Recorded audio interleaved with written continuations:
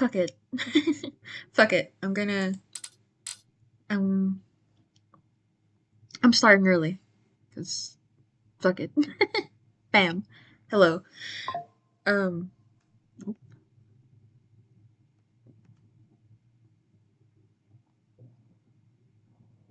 hello. I am... Oh, 13 so fast, yes? Oh yeah,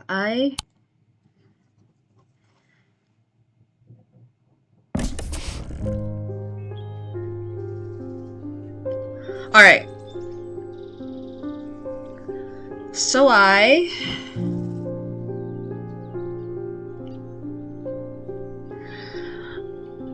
organized all the stuff in alphabetical order as best as I can. These are all the ones that haven't been categorized yet. And I noticed, and there was this piece of paper. It was like 3 resonant objects: lightest first, heaviest last. Now there's a thing called the resonance compass. Let's see, where's my book? I was going through them one by one, and I was also sorting the ones that I think were it. If I had a feeling I knew what it was. This one is pretty obvious. A resonance compass is this. So I noticed that it was pointing to certain objects. These 3 objects. And it said 3 resonant objects, lightest first, heaviest last. So I weighed them. The amber weighs the least. The elbow stone weighs a little more. And this might be pretty sure this is the Corbin's might. This is the heaviest. So I figured, this might be a thing I can put in here. But then I was like, oh yeah, I should do this on stream. So here I am. I was so excited. I might have finished this game already. I'm probably due for like an ending. Where's one that I was guessing at? This is a spirit vault. I haven't categorized this, but I know that it just needs a spirit in it. Where's someone that I guessed? Excuse me. Or someone that I was guessing at. This is the Zaya, definitely. The restful Mether. So I'm categorizing these under Mether. I'm categorizing these all under Methers. What was the other thing? One of the ones that I categorized under a question mark.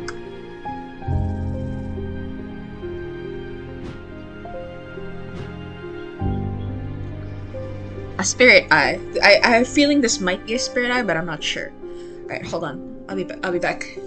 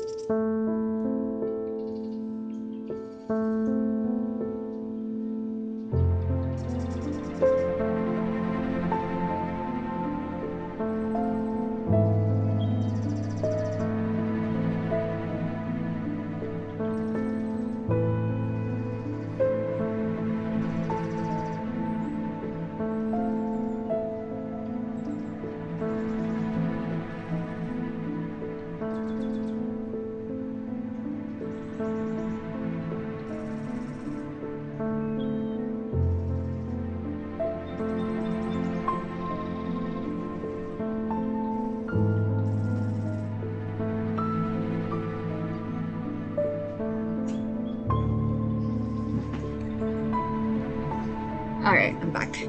This is just a theory anyway, but let's see. Instead, three resonant objects, lightest first, heaviest last. I don't even remember where I got this.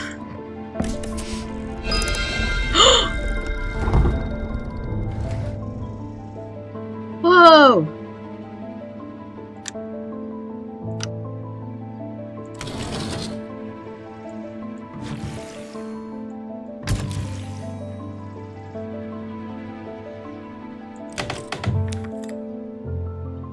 What? What? Whoa! I wasn't expecting this. Huh? We talk about the St. John's puppy? I remember that was a red flower. What?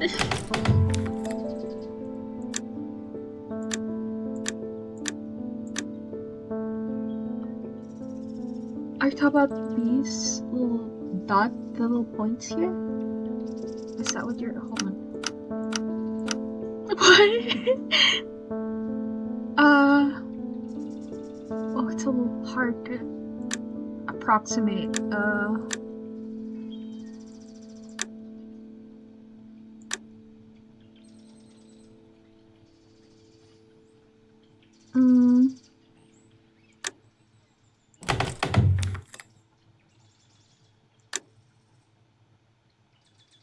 What?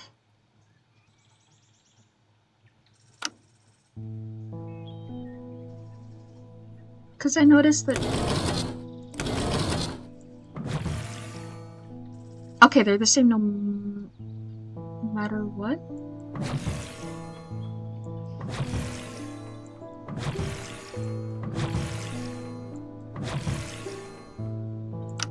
They're the same no matter what.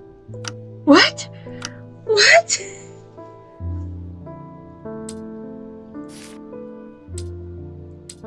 What?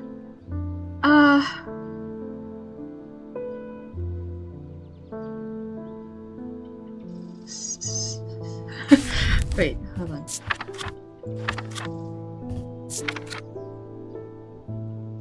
An anvil will dampen sound. They can even be tuned to filter out certain noises but allow others to be heard still. Well, do I need that?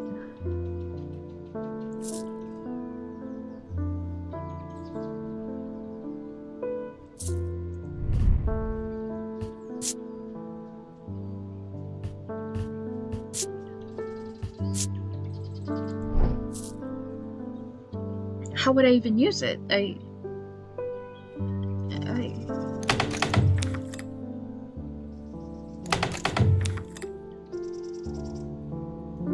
Huh?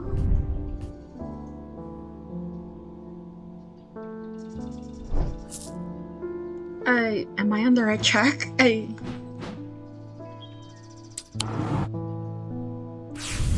resonant objects, lightest first, heaviest last, and then... Wait.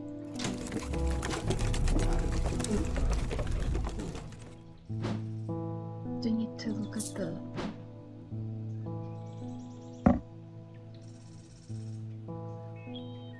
Right.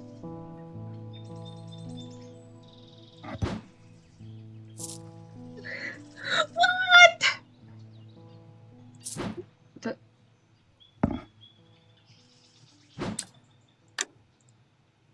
I don't know. No. This is not it. I don't know what it could be. I don't remember where I got this. Okay. Okay, once I remove it, alright. I'll put these away as a reminder for that I haven't solved the mystery. What? This is, yeah, the Corvin Sprite is one of the ones that I labeled with a question mark. Maybe I should have put a different color to it too, but... Hi, Mr. Herschel. I can't say too much, but it has fallen to me to carry a secret that people would kill for. That people have killed for. Howdy! Howdy day! It's a lot of weight to carry around in my head, and it's getting harder to bear around certain family members. I'm seeing my first client today. I learned a secret, but I don't know how to I don't know what to do about the secret. It occurred to me that it would be safer in an ecumenical.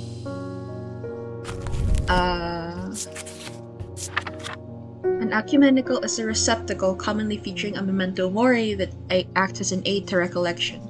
A memory cannot reside in both the mind and the ecumenical at the same time, and it cannot be stored indefinitely. When a memory has been left for long periods, it can begin to emit unpleasant vapors. An empty ecumenical, on the other hand, has an ominous presence, pulling at the threads of one's mind.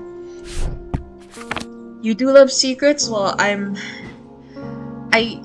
yeah, there's like some kind of puzzle that I put these 3 objects here, and it took me somewhere, and I don't know. I don't know how to open it. Nothing to work. Hard but smooth.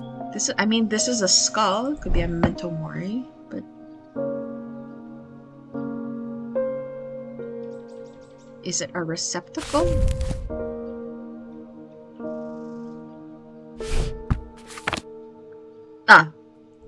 No, it might be this. There's an unpleasant sensation in the back of my skull. Nothing to remark. Okay, this might be it. Here, I'll show you after this. Bam. It produces an unpleasant sensation, suggesting it is empty.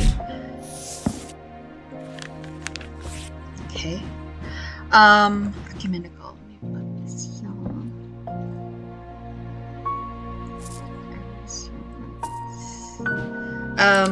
If I put them, these 3 objects here. How are you, by the way, Day? How are you doing? It brings me here, which I don't know what the fuck. I think I need to. I thought maybe it was the stars twinkling on this side. I know it has to do with the clock, but oh wait.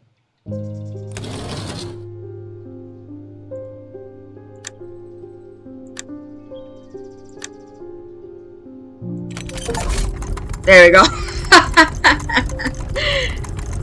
What the fuck? Gold, painted black, hanging on barely. I'm here for you, Day. It feels unusual, not hot exactly, but energetic somehow. I can't tell if that low hum is coming from the item or from my own imagination. There's definitely something unusual about this item. I can't quite put my finger on it though. What?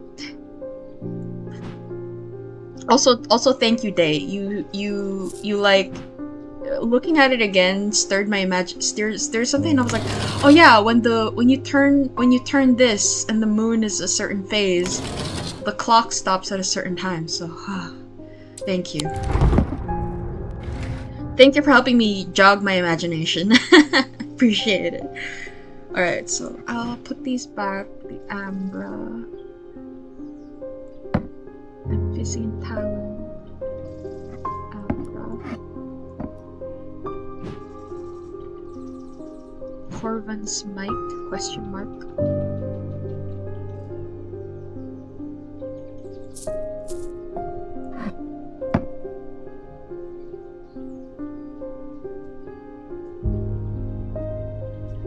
Elvis Stone, Ethereal Key. I might have to move everything by 1. I might have to move everything by 1. My internet, on the other hand, is not hanging on. No! No!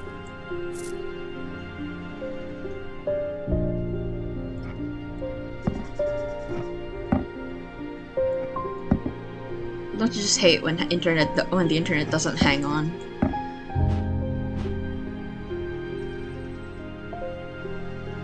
Alright, is there anything else? I know that there's these 2. The castle vaults are blocked by a diurnic seal. It can be opened by any object made from silver or gold that produces a diurnic field. And then we have that page. We have that page about diurnic fields. This one. A diurnic field pattern. So it's in the...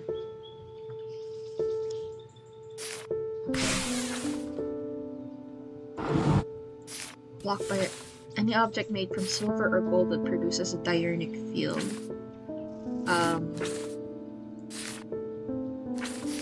So I need to look at my silver and gold objects.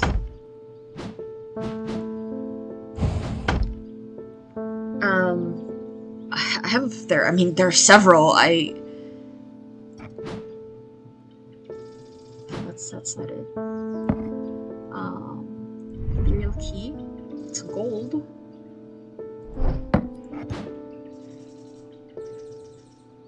This is really pretty though. This is a really nice addition. Would that count? There's okay, so there's none.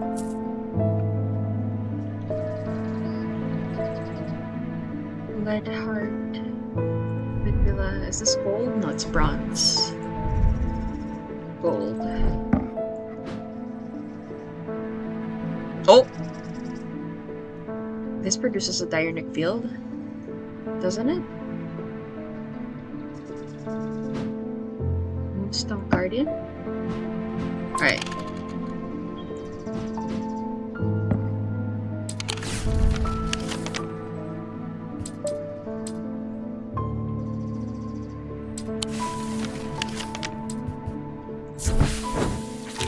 The vaults are blocked by a large iron door. It has no handle or keyhole and does not give in the slightest when I push against it. I realize it has been thaumatically sealed, but that's not much help. It's not clear what I need to open it. Alright, Stone Guardian.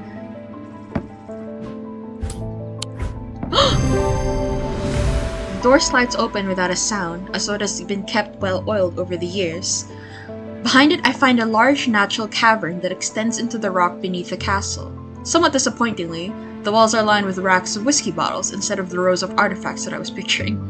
When I show Edmund, he's delighted, and he spends some time examining the dusty shelves. It's not long before he makes a find that I'm surprised I missed. I return to the shop with a spring in my step and a curious item that demands further study. Oh! These are the seasons. The sun, or spring. Okay. This is a pendant, probably. It's not. Okay. The Bishop's Square is a simple tool of my great-great-grandfather's devising, loosely based on a briar's disc. By all accounts, he was an impressive man, but it would seem his mind began to fail him at the end. Perhaps he spent too long studying his Zea. He imagined invisible enemies coming to steal away his most prized possessions. So he began hiding them about the castle, noting their locations in a code that only he understood. Bishop Square. Okay, I'll label that. Oh, so it's not an artifact per se. Well, not technically. I can't label it. I'll just put it here. Okay. So let's start using this.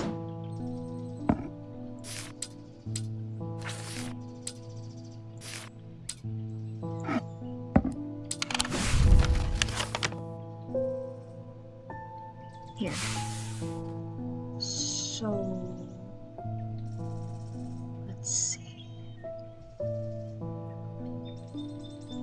Mars in winter, rising in summer. Mars in winter. Where's Mars? I suddenly forgot my freaking Mars in winter. Rising in summer.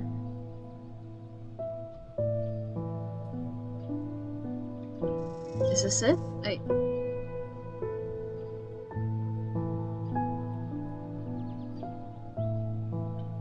Wait. Just to make sure I have my...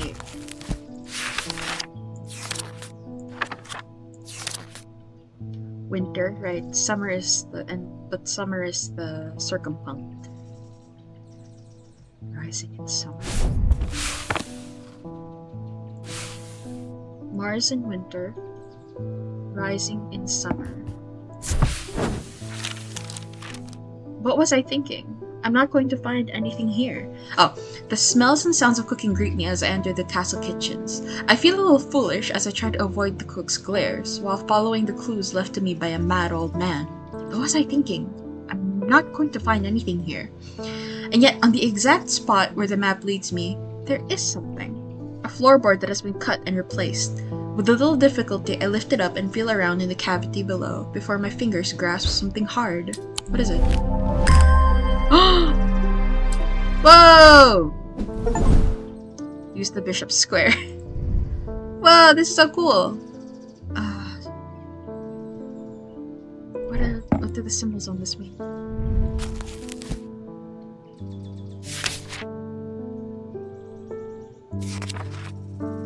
Fire.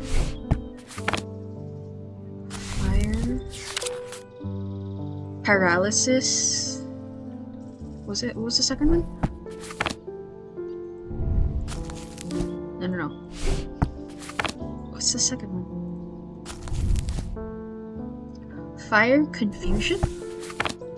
There's a line around it, so no confusion? Fire, confusion, and paralysis? A black substance, soot perhaps. Stone. Hardened. A chalky black residue that coats my fingertips. Nothing to remark.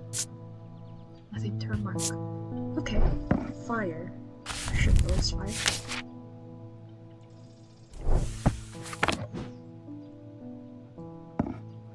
Was there anything in the book about fire? This is fascinating to me. Loam. Sometimes called the hand of Jupiter, or a fire palm, a loam is an item with enticing power. They can reverse the signs of aging, but anyone who has played that game knows that it can only last so long before time catches up. And when it does, it often hits harder. Is that it? Is that what this is? Interesting. Well, I still have it, okay. Can I still use it? I feel like I can probably use it for something else. Just not sure what.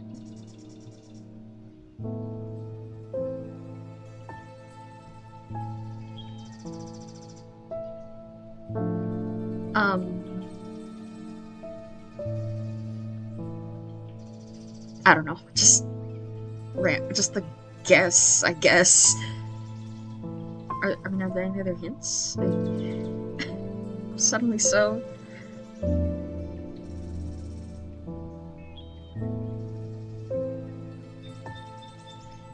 These two, but it doesn't match exactly. Alright, well.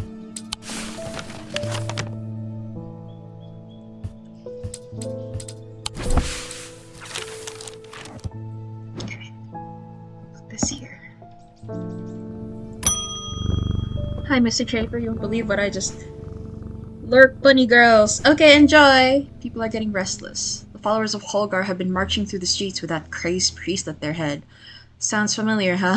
Sounds a little familiar. Not long ago, that sort of behavior wouldn't have been tolerated in Undermere.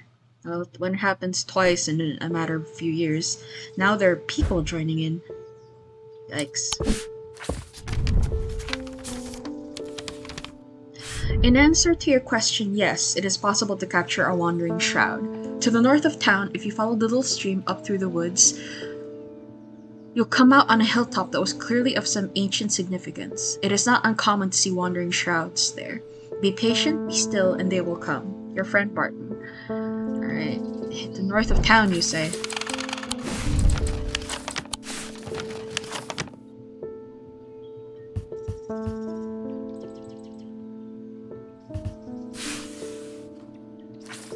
A hilltop. The barrows. After a pleasant walk along the beck, I reach a series of grassy mounds, the barrows. Whoever is buried in them must have been important in their time. If I am to collect what I have come for, I will need to be prepared.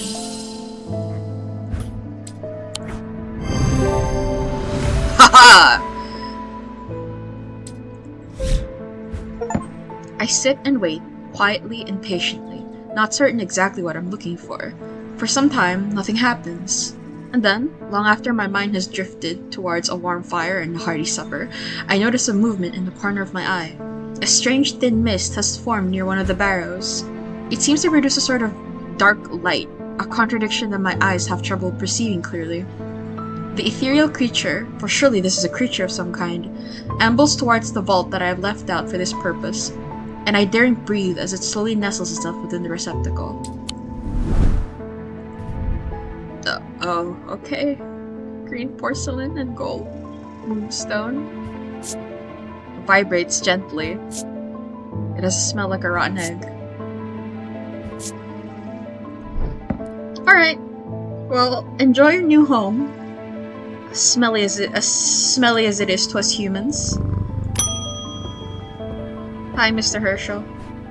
I got to thinking after I left earlier. Transferring the secret to an ecumenical only adds an extra step. Yes, it's safer than walking around with it in my head, but I would know where to find it. Okay? What I really need is a truth conduit, so that I can deceive them into thinking I know nothing at all. Doesn't that add yet another step? Alright, well...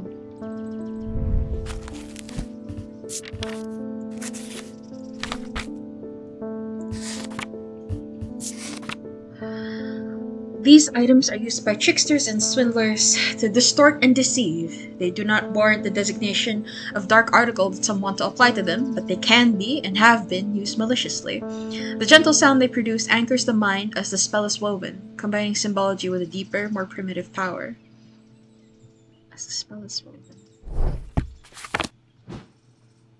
The only thing I can think of that makes a sound is this.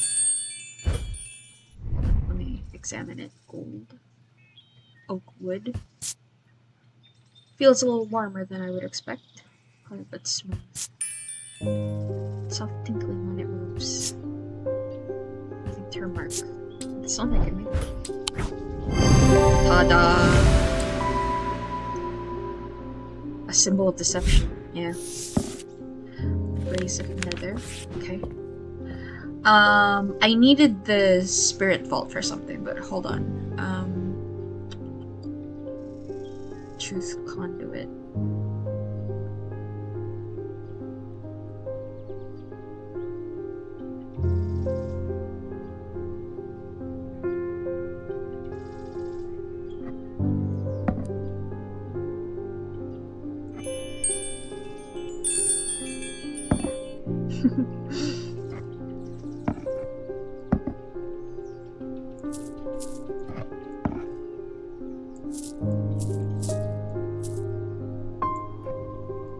I just like making things presentable.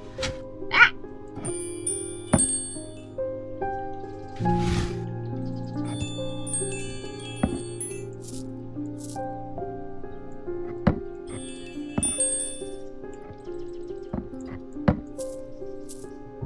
That's fine.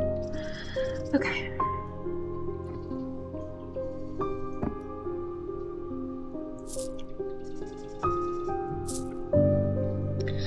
Alright, I needed the spirit vault for something. The Hall of Shields. Right.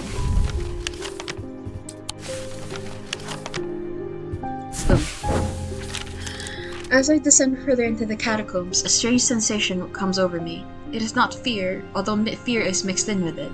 With cold clarity, I know at once what it is. I have entered an area known as the Depths, a place where few have been and fewer have returned from. Not even Palions can clear the air here and render it safe to breathe, but there is a way. Slate miners inhale the vapors, produced by a spirit called the Wandering Shroud.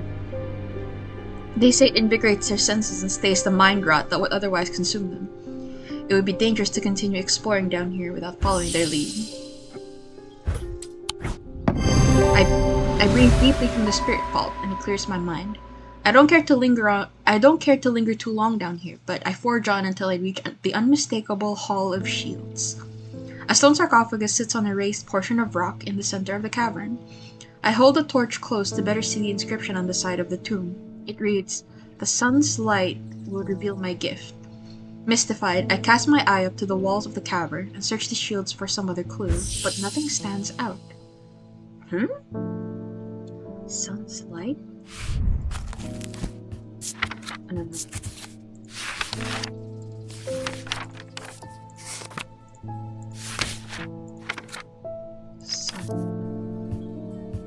Pit? The three different elements that make up a pit allegedly represent the earth, the sun, and death, or darkness. The Draidic, the Diurnic, and the Noctic. These energies balance in such a way that the objects do not produce a recognizable thaumic field. They can be directed to emit powerful vibrations capable of cracking solid rock. The earth, the sun, and death, or darkness, and no recognizable thaumic field. Okay. Earth, sun, and death, or darkness. Made of three elements. Gold, clay, bone.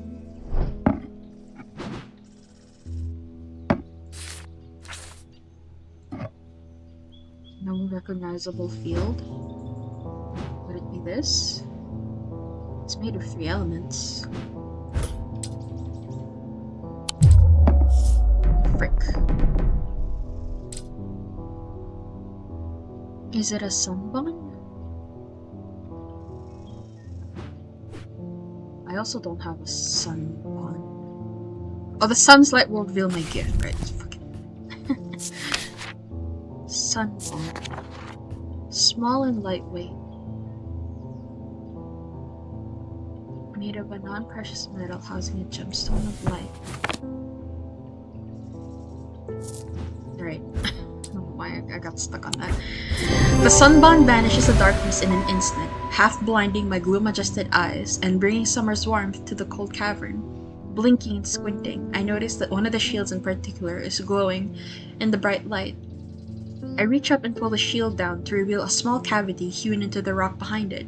Inside is a blood-red urn. Oh. More snakes. Will we hear more about Snake Lady? Actually, is there what's in the index about fortune? Oh, only one thing, darn it. Why do we hear so much about this Holgar motherfucker, but not?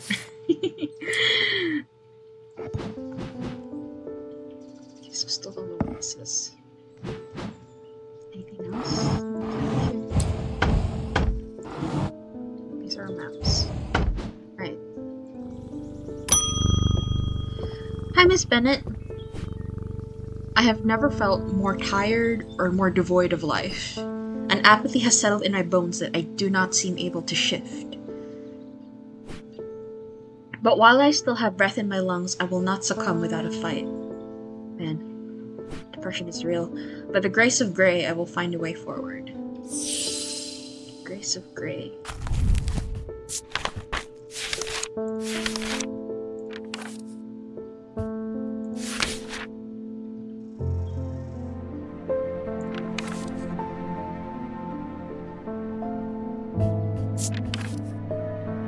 Grace, right. Share the design of a shadow catcher.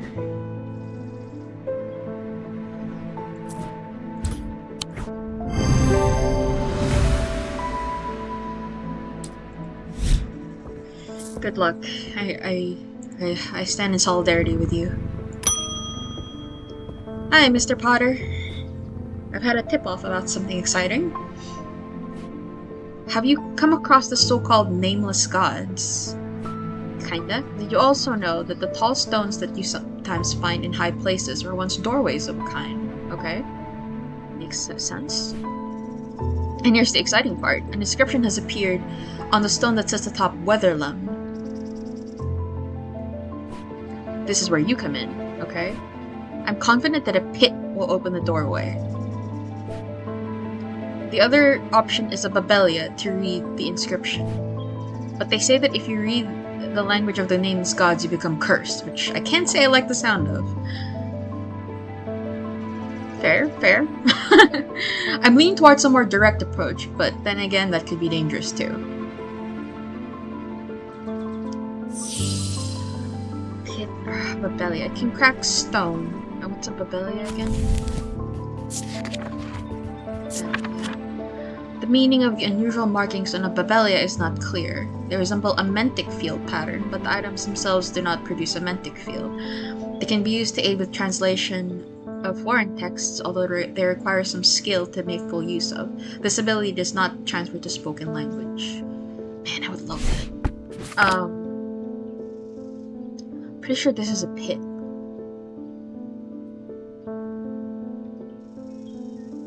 But what's a Babelia?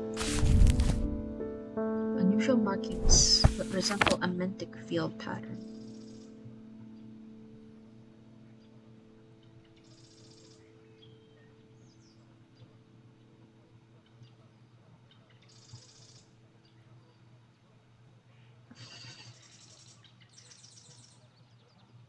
I don't think do I have one?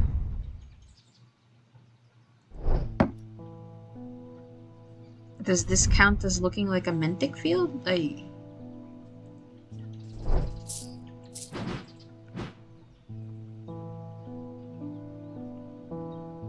Spiral. I'll give you the pit.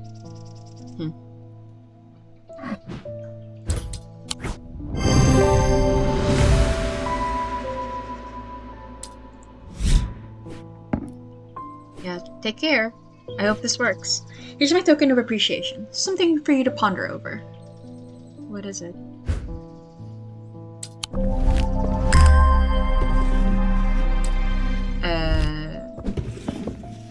Fire and...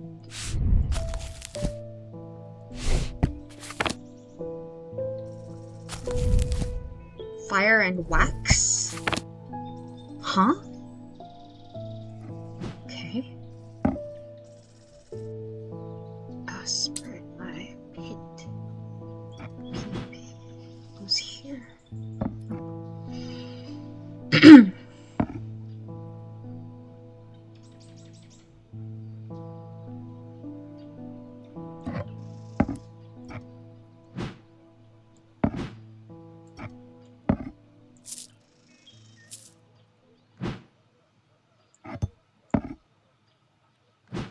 Alright, anything else?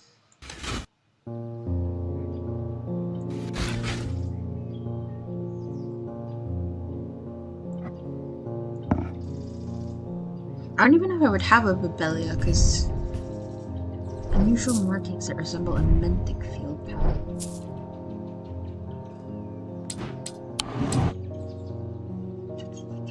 This is a Diurnic field.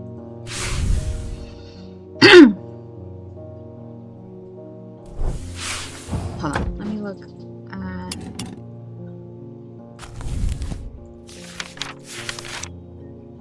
Mentic.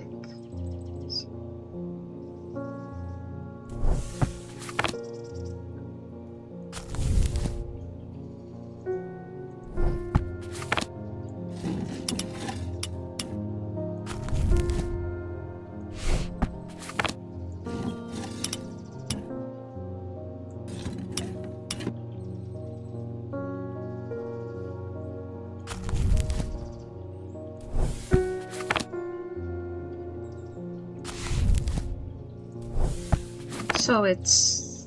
So it would be this. The Babelia would be this. Okay.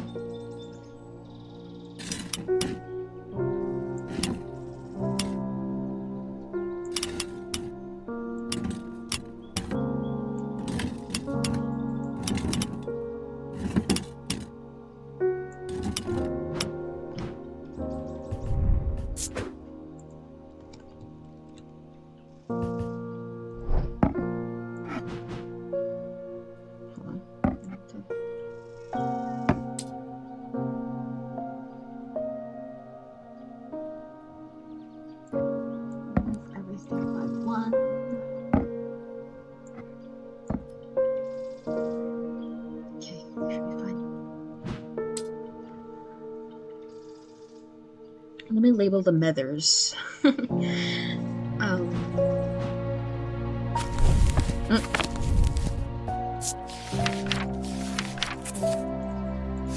Excuse me.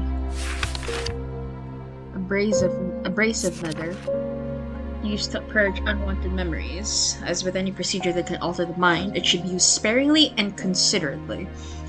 Methers are typically used in communal ceremonies, designed to be easily passed from person to person.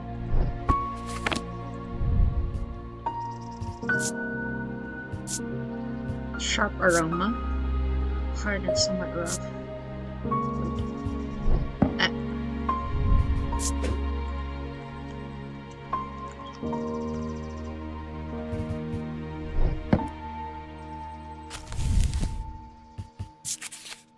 Solemn nether. Of the three types of nether, the solemn variety is considered the most powerful. It permits the drinker to forge pathways in the mind, to recall that which has been forgotten, or to repair that which has been broken. It will produce a noticeably stronger thaumic field than the other two types. Merciful nether. You know about this one. Okay.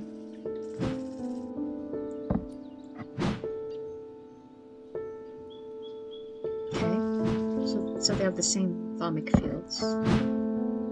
Oh, yep, that's definitely it.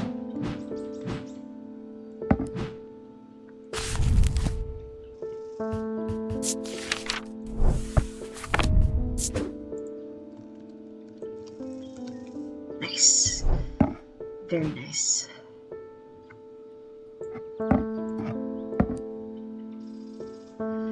Very good. Very good, very good. Making good time. Making good headway.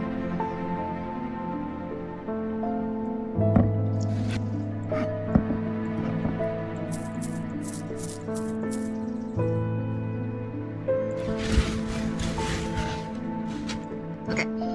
Enough of that. Oh, whoops.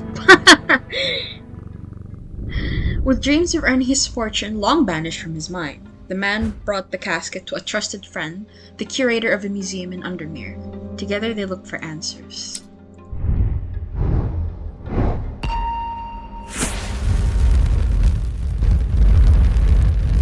Okay, sword. Sword of Thorns. I am buried with the Knight of Thorns. Wednesday.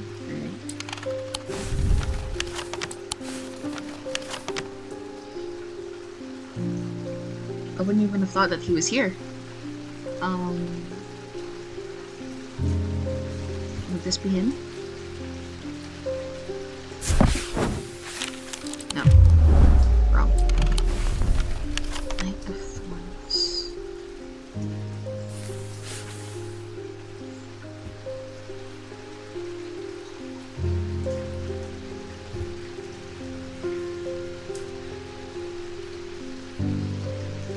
When did it say he died? It said it 1356. Right. The tomb of the Knight of Thorns resides alongside an ossuary filled with the unknown dead from the Battle of Sotherfell. It is an unpleasant place that I do not plan to linger in. Happily, I am able to find the item I came for without any difficulty, and I quickly leave and don't look back until I am out in the bright of the day once more. We're making a lot of excursions into this place. Okay, so these are the 4 elements. Okay. Alright, Jupiter. We're making good time. Hi, Mr. Pope. I've noticed that some people claim not to fear death. They say that dying scares them, but not death itself. Not me. Not the great Thomas Pope. Give me pain, give me fear. If I can feel, then I know that I'm alive. Going back to the nothingness, that's what I fear. I'm going to do my best to live forever, starting today with a loam. Huh? Sorry, you lost me a little bit there. A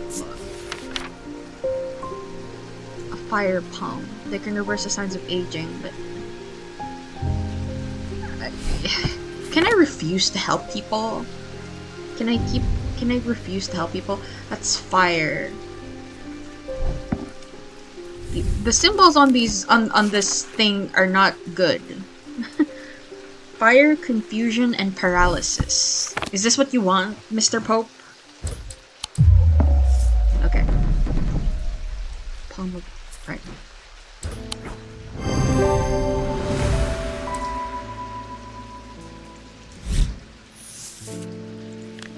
They're still getting new pages. Lol. Alright.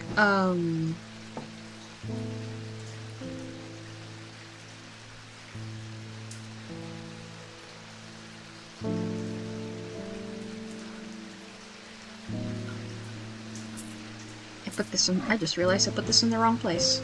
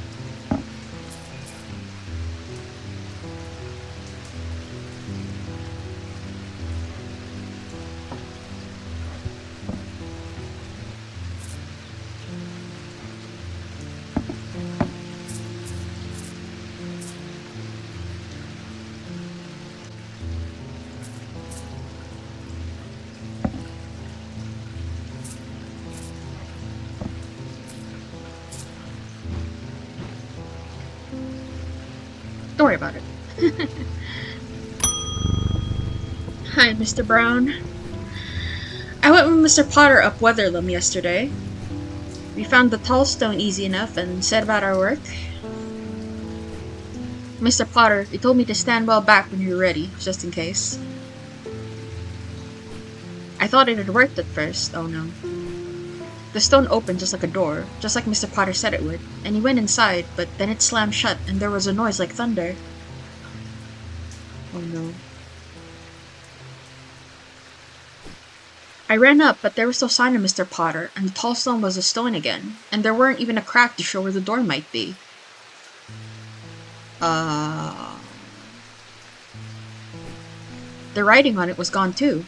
I don't know what that means. Now Mr. Potter was a fair man, and he paid me fair for the work, but what I really wanted was a thing that you wouldn't give me. A Pathfinder's tool. And he had it on him, of course. Not that I'd have robbed him if he'd left it behind, but then again, he wouldn't need it if he was dead, would he?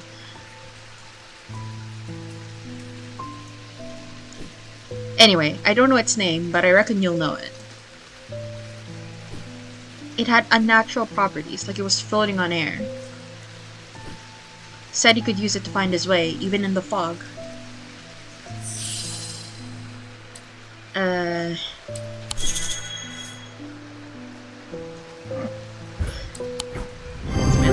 my only levitating item.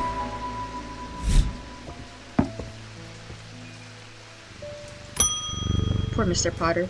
Hi, Miss Dent. There has been an unexpected death in the family. It has hit all of us quite hard, but particularly my husband. I would like to gift him a heart chamber.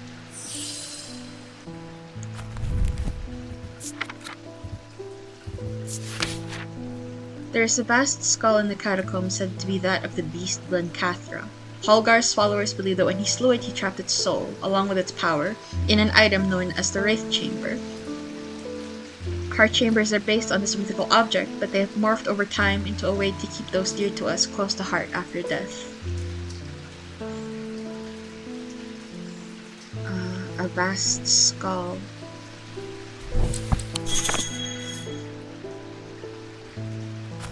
He's wearing a lot of items.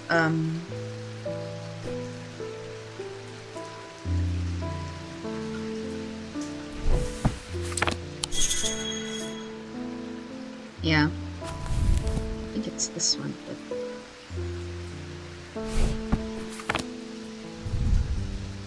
What are the symbols on this? Gemstone.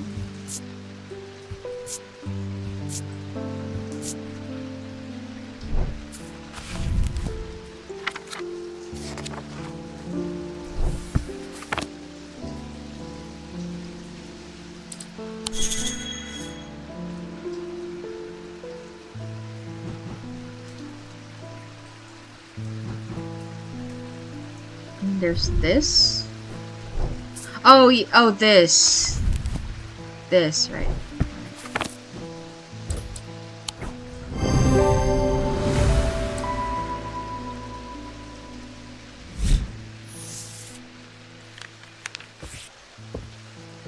Okay. Heart chamber.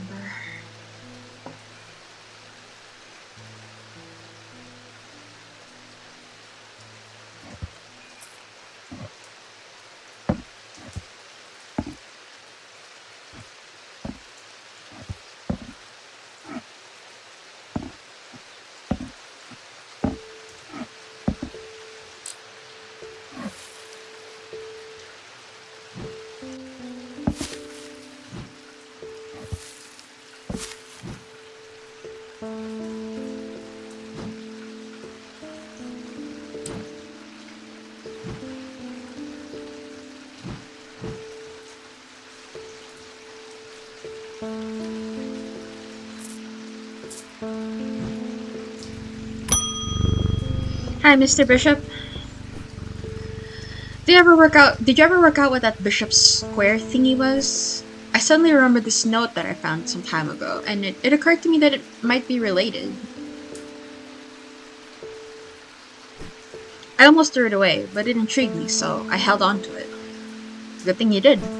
I haven't a clue what it means. Blessings in spring, rising in autumn.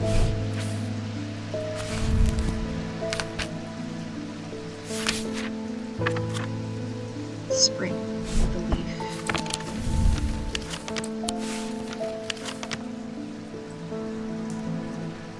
Blessings in spring, rising in autumn.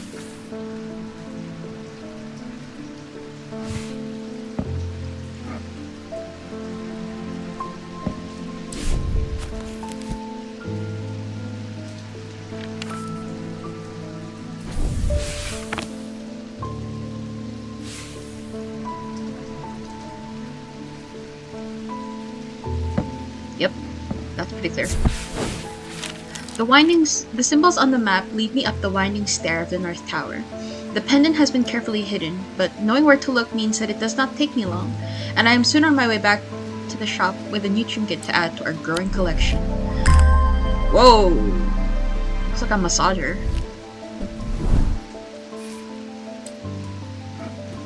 Okay. There we go.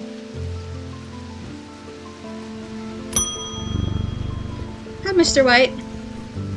Something isn't right at the museum. I'm worried it's all my fault. I'd hoped my brother would be back by now. I've had an idea, though. I'm no thaumaturge, but I think I can weaken it using a witherance. Oh dear me, this had better work. I have a feeling I know what this might be.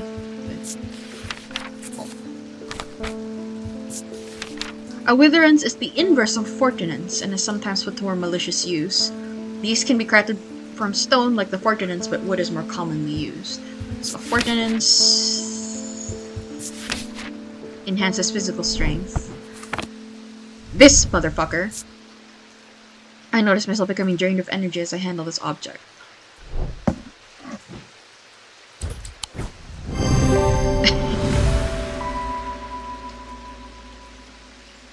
This item bears a symbol of weakness.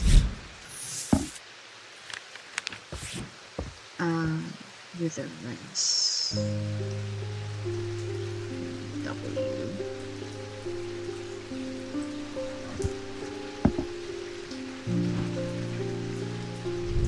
What was the symbol for weakness again?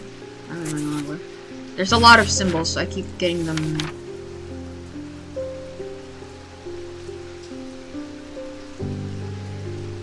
Here you go, weakness. Hi, Mr. Priestley. My mind is severed.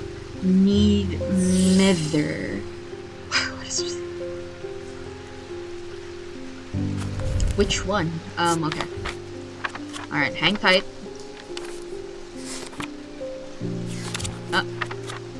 Is it a solemn nether? It permits the drinker to forge pathways in the mind, to recall that which has been forgotten or repair that which has been broken.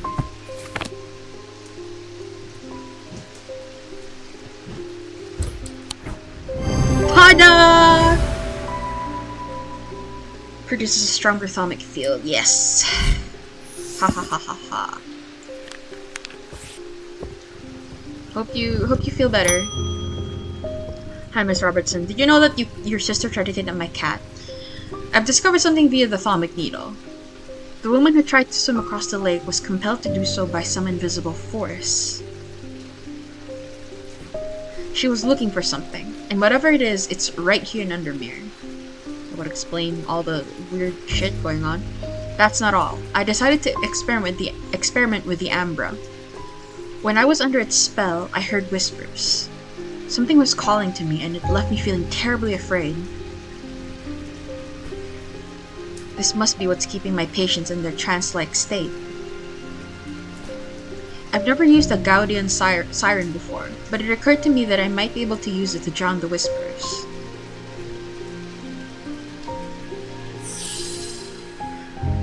Siren. Similar in form to thaumic needles, Gaudian sirens serve a very different purpose.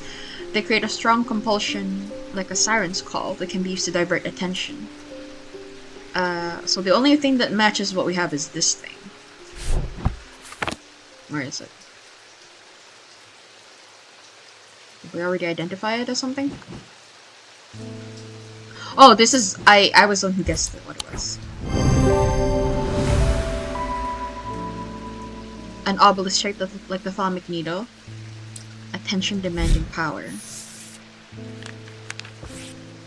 Yeah, it takes great effort to tear my eyes away. Yeah, I was looking at this while I was organizing the shelves. Woo! Our collection is looking pretty good.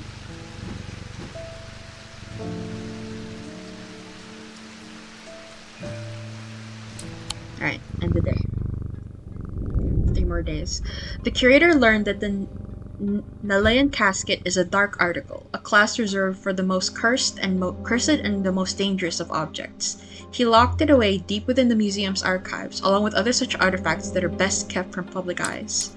So that's Barton Potter and Thaddeus White.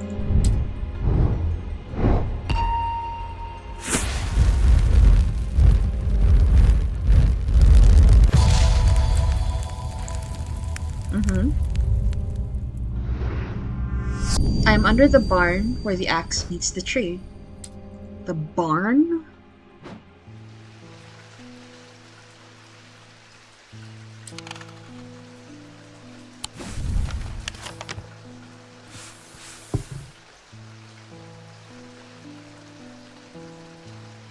What are you talking about?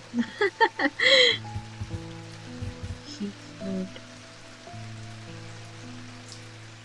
Huh?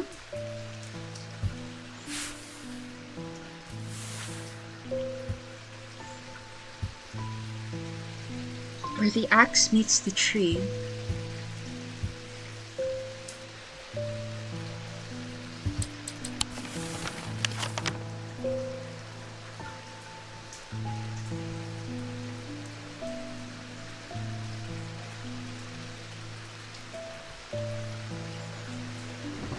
I got distracted because I saw his crest here and it says Legite et something. riding in something? The axe meets the tree? On the barn? What? Or how about the...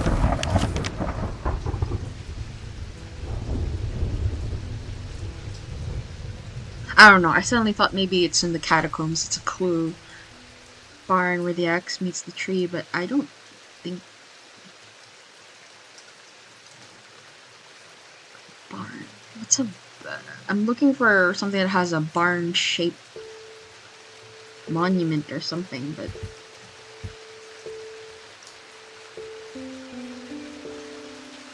There's nothing, okay. Under the barn where the axe meets the tree.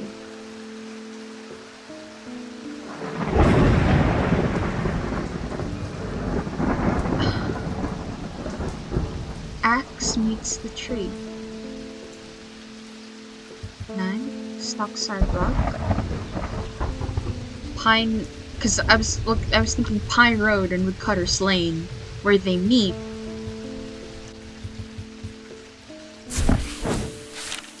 This natural monument looms over the town like a relic, its weathered surface heavy with the weight of Undermere's murky and tangled history. I take a moment to ponder its secrets and carry on.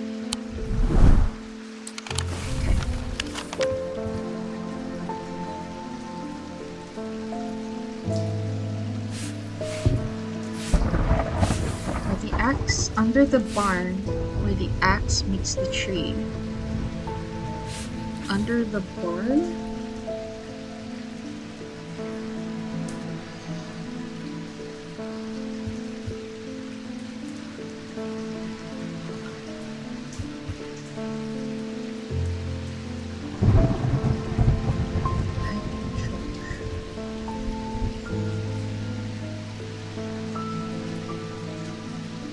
Jacob's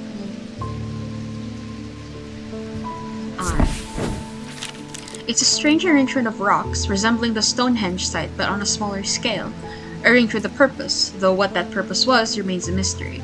The locals call it the Eye. There's nothing else to see here. Okay. Do I need the Bishop's Square for this? Under the barn where the axe meets the tree.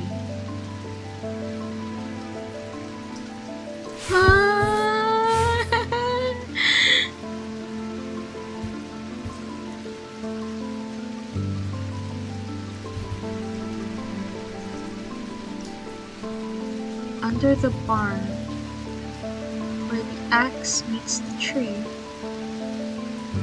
Church Road. Maxwell Street. Woodcroft Grove. Princess Street. Hollow Knoll. Stonewall. Ruskin Oak.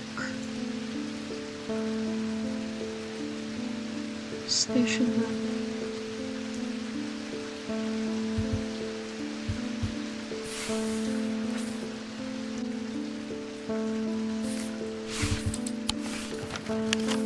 Under the barn where the axe meets the tree.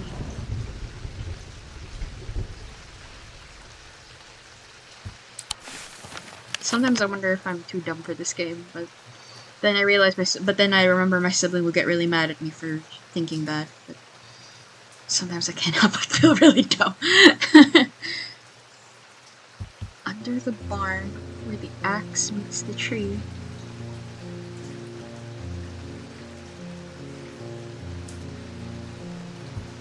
What is this even? I'm just curious. I'm wasting my time here.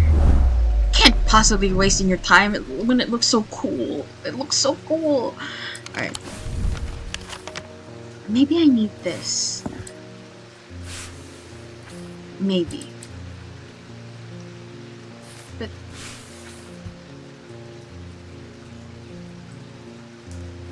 under the barn where the axe meets the tree. Because I had...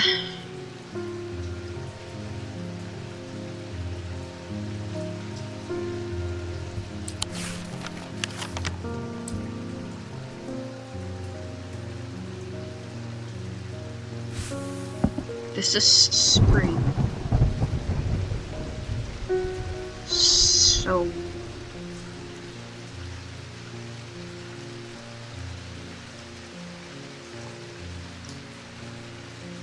There's no barn here.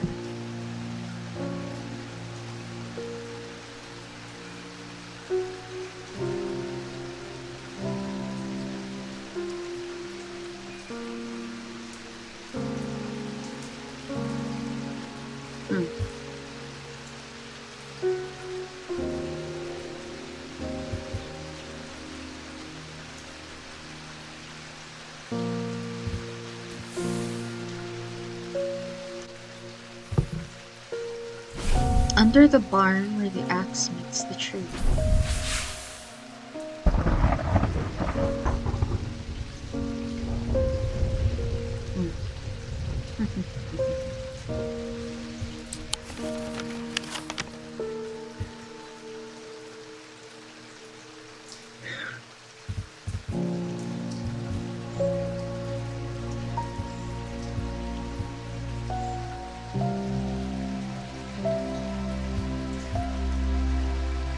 Under the barn where the axe meets the tree.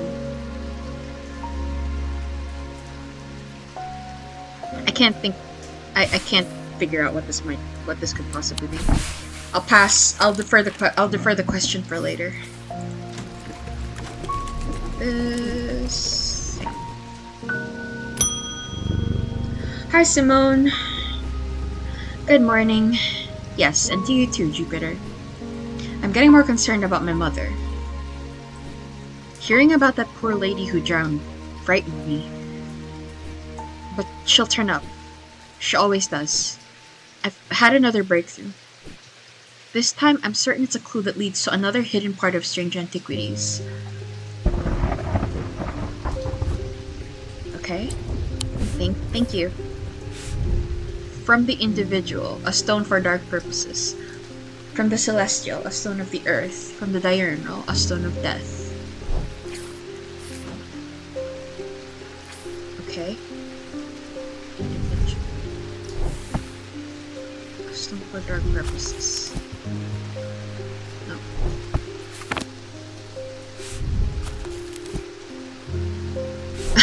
Fuck, goddammit. Of the mind, individual, Mentic or Wixic?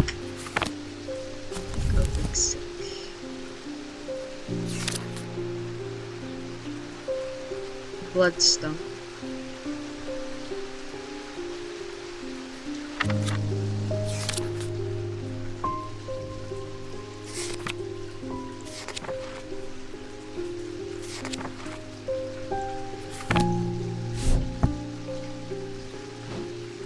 Could be the Corbin's Might again.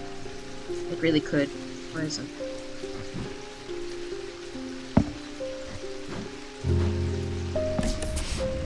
From the celestial, a stone of the earth. Celestial. Selenic or Dradic? Probably Dradic.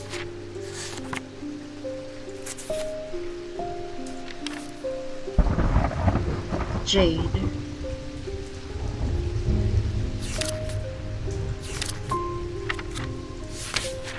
Something made of jade.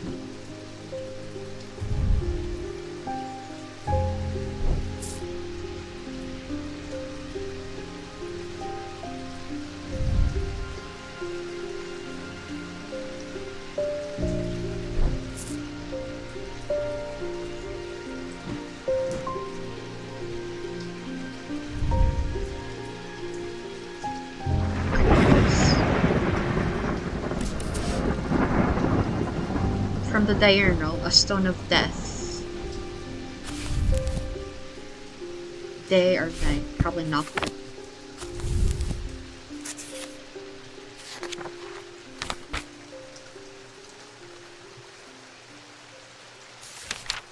Noctic, Divinite.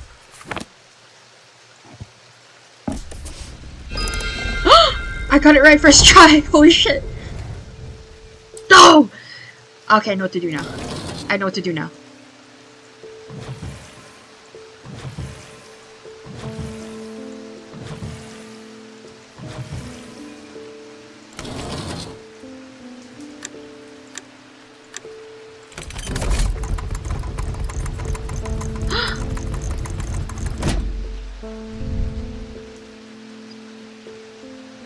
bronze and a green gemstone. Vibrates with energy. Okay, thank you.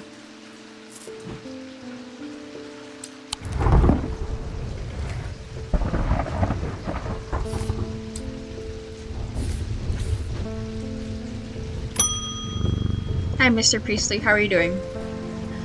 Thank you for the mither. I have seen into the yawning deep. I have seen beauty beyond the comprehending mind. The price is steep, but I pay it gladly. My shadow anger, broken, must replace. Okay. Will do. A shadow anger is sometimes used in the practice of shadow casting, the art of projecting one's presence outside of the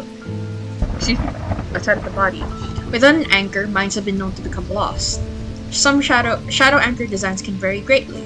Some prefer pendants, whereas others prefer to clutch a totem in their hand. Some make use of symbology where others use gemstones. They will always produce a feel from the individual branch, however. Okay. Individual. Mentic or Wixic. Alright.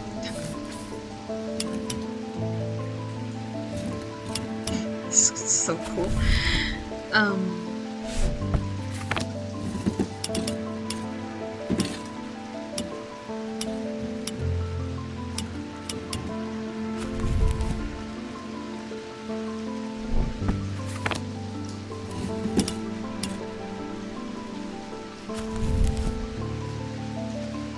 It's like that. It matches. Where was it? It matches the Where was it? Where did it fucking go? The Babelia. Right, it matches the Babelia. And then the Wixic.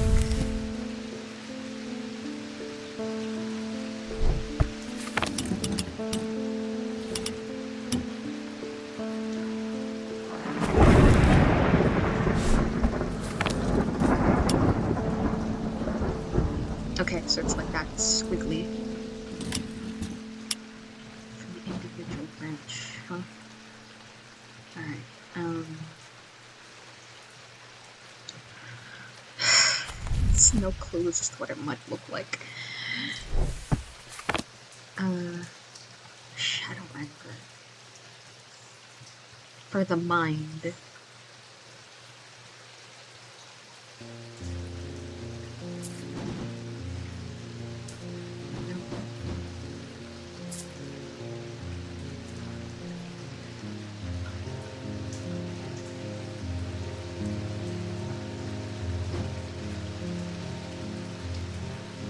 This? Yes! The kyanite gemstones point to the fact that this item anchors the mind. I guess that the gemstones might have something to do with it, but I didn't want to keep flipping through books. It's pretty Zementic. I just wanted to go by. I decided to just go by the field. Alright, still getting pages. Shadow anchor.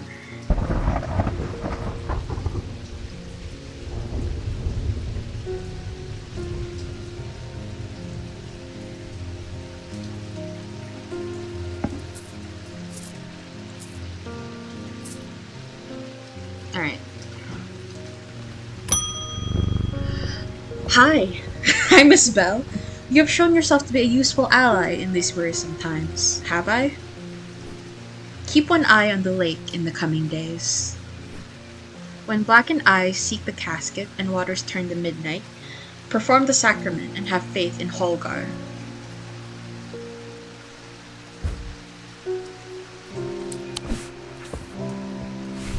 The sacrament is a baptism ceremony in which one's life is pledged to the warrior god Holgar. It is performed by a blood priest within a stone circle. In spring, a charm of green growth. In summer, a pendant of the yellow sun. In autumn, an instrument of the red night. In winter, a totem of blue fire. I don't have time for all that. I don't have time for all that. I don't have time to join another cult. I did that last game. Well, there's probably an achievement for joining the cult. For joining another cult in this game. But I can't keep track. I have a hard time keeping track. I'm gonna Gonna keep that in my archive. Hi, Mr. Chaper. I'm afraid this letter was sorted incorrectly and has ended up doing a round trip to Kendall and back. Oops. Better late than never. I guess so. Depends on what letter it is. I have spent a long time looking for an object that is believed to have been lost somewhere in the catacombs. The adventurer and thaumaturge Marwen left a trail to her hidden stash, or so the story goes. I followed it as far as the ossuary of the damned, a chilling bone-filled alcove carved into a natural chamber in the upper levels. But it seems her markings have been worn away by time after that. I pass on the story to you in the hope that you can succeed where I have failed. Your friend Barton.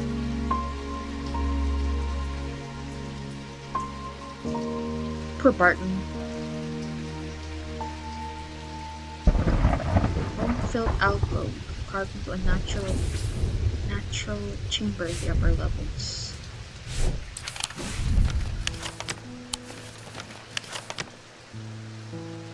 This? No. This? I am able to follow Marwen's trail for a while, but the carved markings are faded and worn by centuries of weathering. By the time I reach the ossuary, I can no longer make them out at all. Fortunately, I've always wanted an excuse to use a Carrick's candle. Now what?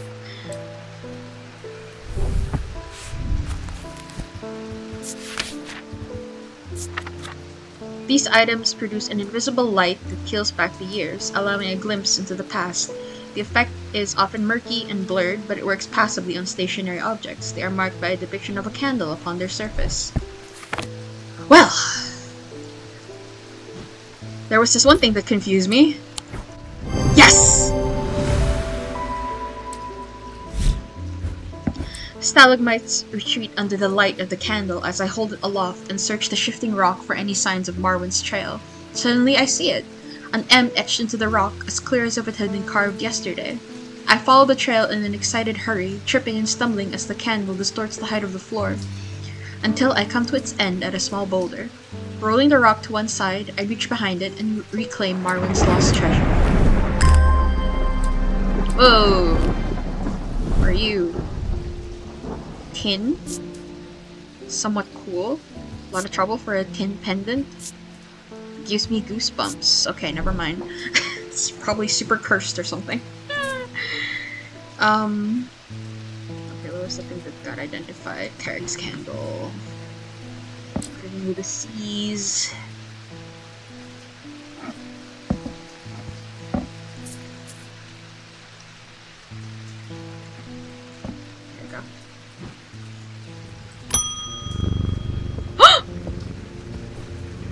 The time has come to decide, thaumaturge. The casket wants to be opened. The casket will be opened. Nothing can stop it now, and yet there's still a part of this mind that will not be quieted. Help me to calm this clamoring rage inside my head. This is your chance to elevate yourself above the scurrying ants that absently crawl through their meaningless lives. What? What did you do to Verona? Zephyrium abrasive leather. This type of nether is used to purge unwanted memories. Okay, it's a Zephyrium.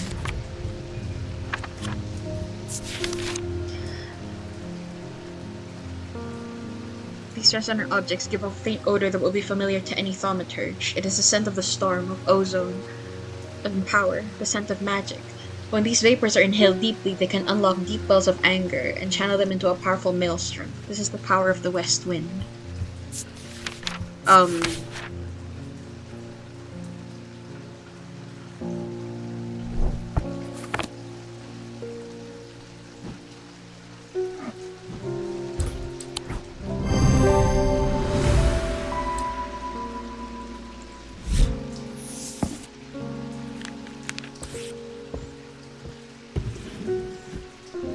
That didn't do anything?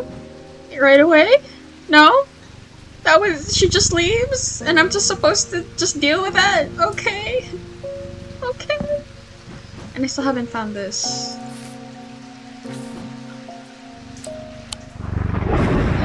Oh, Jupiter, we're really in fart now. But the problem with storing powerful dark artifacts is that slowly, inevitably, the darkness seeps out. Oh god.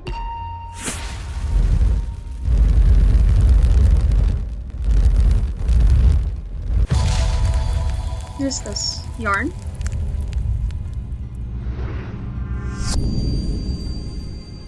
Huh? What? No, I have to. No. Wait.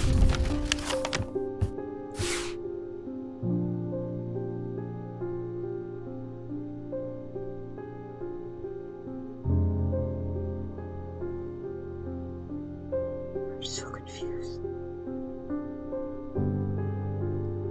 I'm so confused.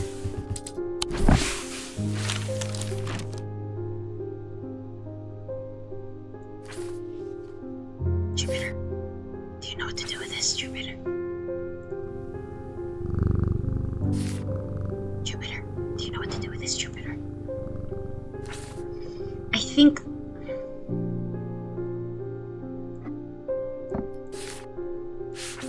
it must have to do...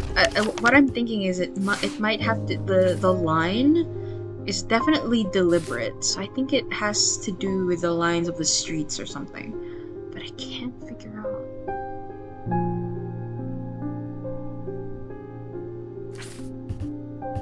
Heath Lane?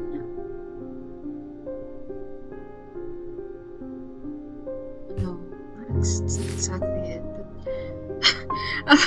But... okay. Let's see. I want to get this right so bad. And I haven't even figured out the last one.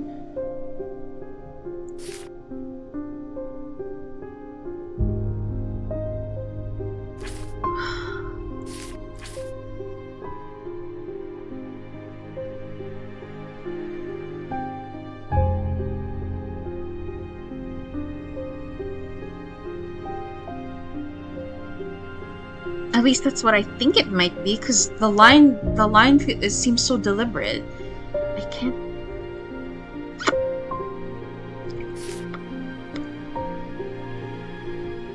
Let's see.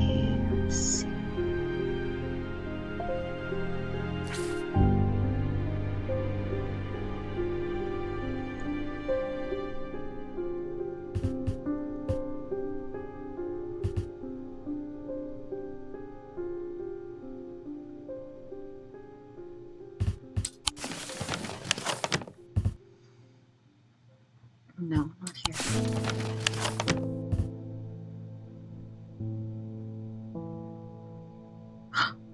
Is it this?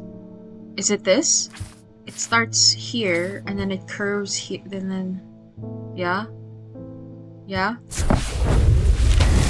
Oh my god! Inhaling deeply from the spirit vault to stave off the madness of the depths, I make my way carefully down crumbling passageways past decaying crypts.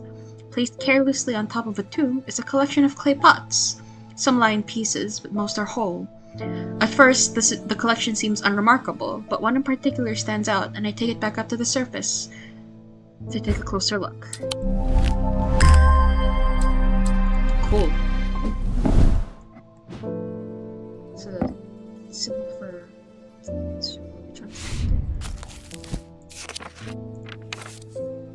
Earth? Makes sense. I still don't know this one.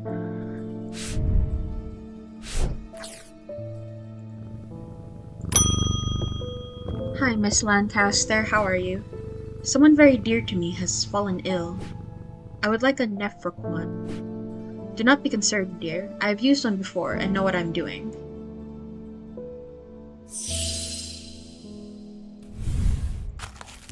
Okay. These were once worn by the necromancers of the Five Knolls who used them in their rituals of resurrection. Their power became bound to them such that if they were to remove them, even after death, the Nephroquant would crumble to dust. Today, their power is much diminished, but they can be used to draw out infections. However, they will cause Braxis if held against bare skin for long periods. Nephroquant? No clue as to what it might be.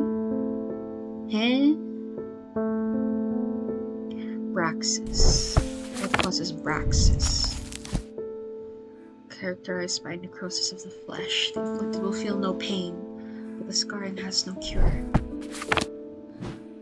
What?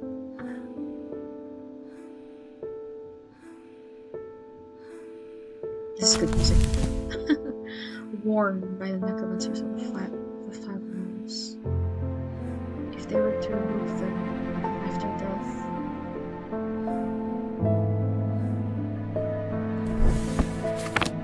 I have no idea.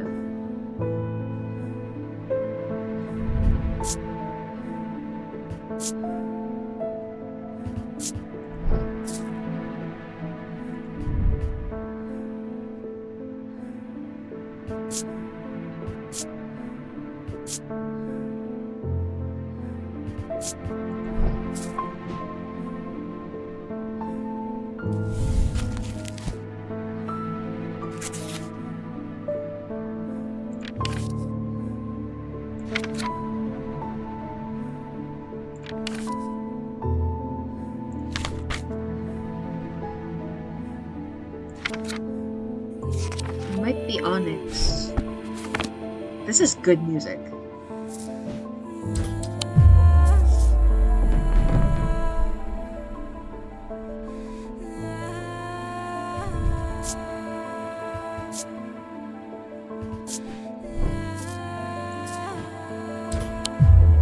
Frick. I'm just guessing now. What symbol is this? Oak, bronze. What symbol is this?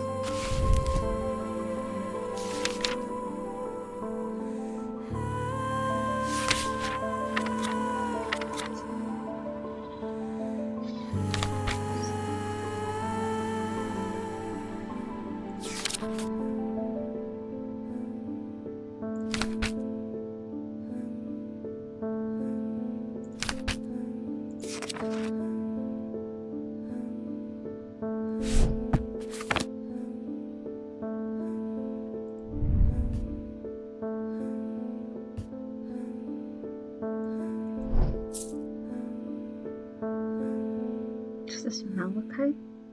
This one?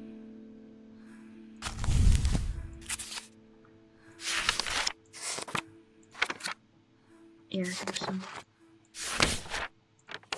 It's darker than jade. Alright, that doesn't help me figure out what this could be. What an Nephroquant could be. Kylite? Question mark?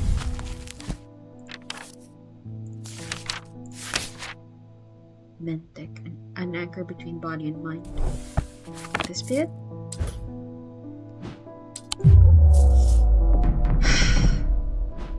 Darn it. The Nephroquant. These are the 4 elements. Rough and pitted.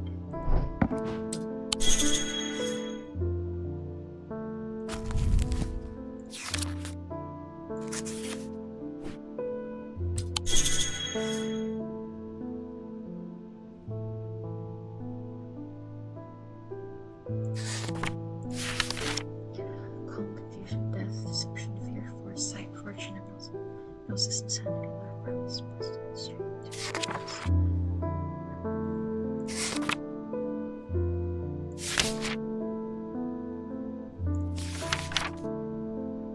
Rebirth, a spiral.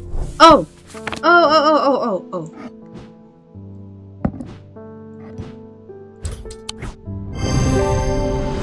I was gonna get there eventually. It's attached to a hand scarred by Braxis. The wearable item is the ring. Okay. Okay. Well, good luck with it, please. Please. I'm tired. I'm getting a little tired of people who keep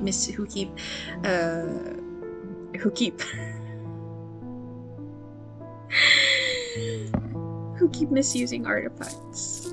I kinda am. I can't lie.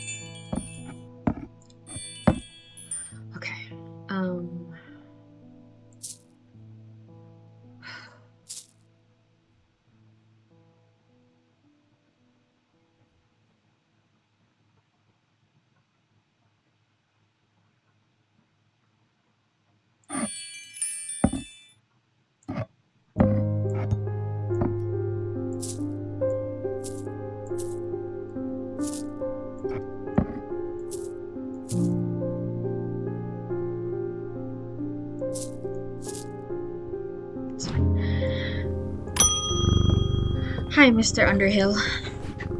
Please do pay us a visit. We have some items that we're confident will be of interest to you. Who? Who are you? The Twinings, 2 Market Avenue, Undermere. Twinings, Market Avenue.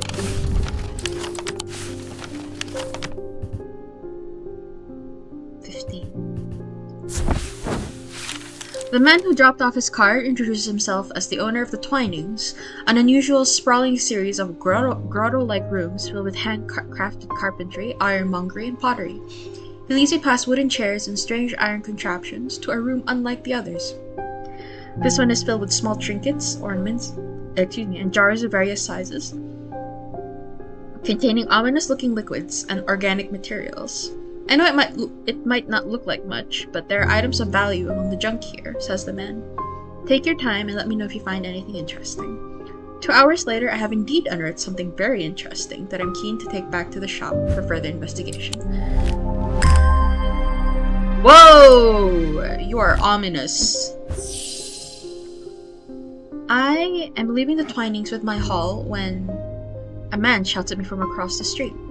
As I look round, annoyed, I notice to my horror that the man's eyes are as black as coal. He rushes towards me and I stumble backwards, fumbling with the strap of my satchel as I try to grab an item to stop him. A Wixit cord.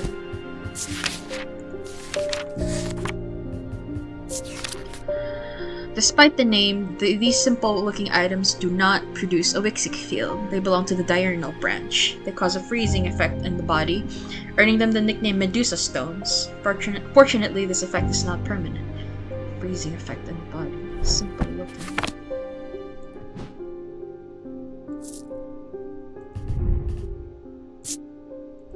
A Wixit cord.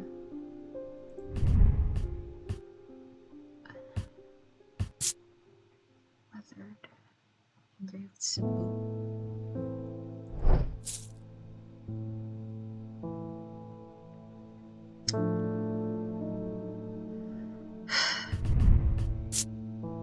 I have nothing to remark. Rough and pitted.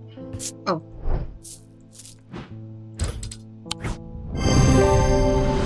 It's a symbol for paralysis. To my relief, the man goes rigid almost immediately and topples forward onto the cobblestones. I turn and run, wanting to put as much distance as possible between myself and that creature. When I finally come to my senses, I realize I should alert Dr. Robertson, but by the time I return to the Twinings, the man is nowhere to be seen. Goddamn. Wixit cord. Wixit cord. Starting to get full. Alright. Hi, Mr. Bishop. Something bad is about to happen. Something bad has already happened. The Ravens know it. My grandfather once used me how to use a Cassander to see the path ahead, but I saw what it did to him and vowed never to touch one again after he died. And we need to use one now, don't we? But the knowing worry of what is coming has become too much for me. Alright, we're gonna use this carefully, okay? We're gonna use this very carefully. The eyes of a Cassander focus the power of the mind, enabling those skilled enough to see the path or paths ahead. These items do not produce a mentic field as one might expect, but rather the more mysterious selenic field. Care should always be taken with any object of prophecy, and these are no different. Many have been seduced or driven mad by the paths shown to him, and have been led to ruin. Selenic. What does selenic field look like?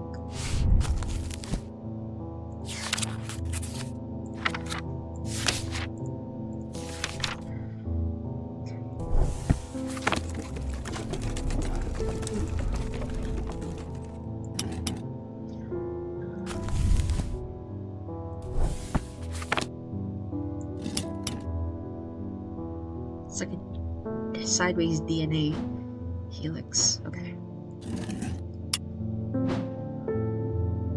And Cassander. It has eyes.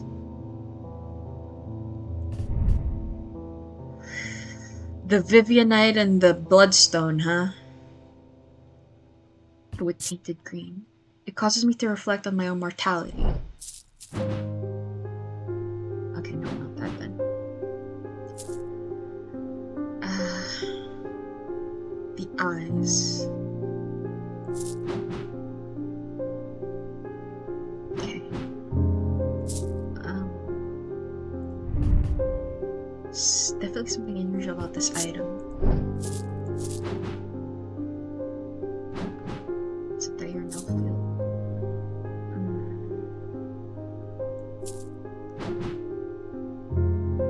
Nothing.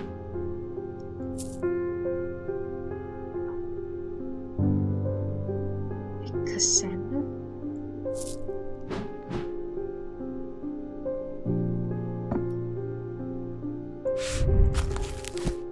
Fourth eye, a stone of sight.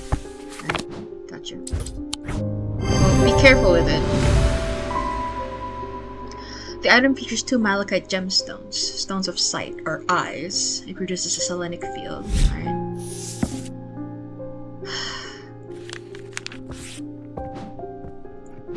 Cassander.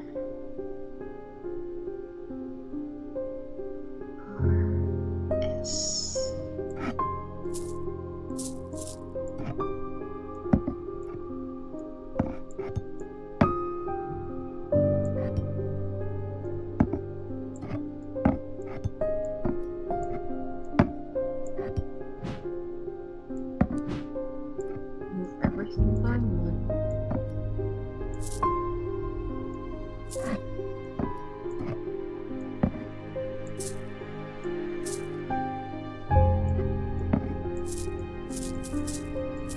It's becoming real busy in here.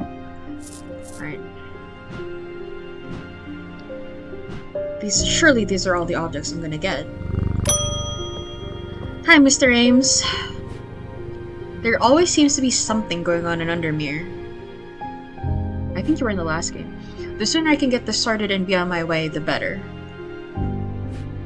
My uncle gave me a ring, but I have had nothing but bad fortune ever since. I'm starting to think it might be cursed. Is there any way to uncurse it? Oh gosh.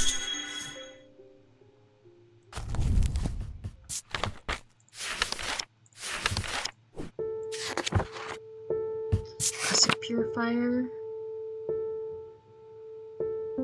Small token submerged in the liquid. Okay, Classic Purifier.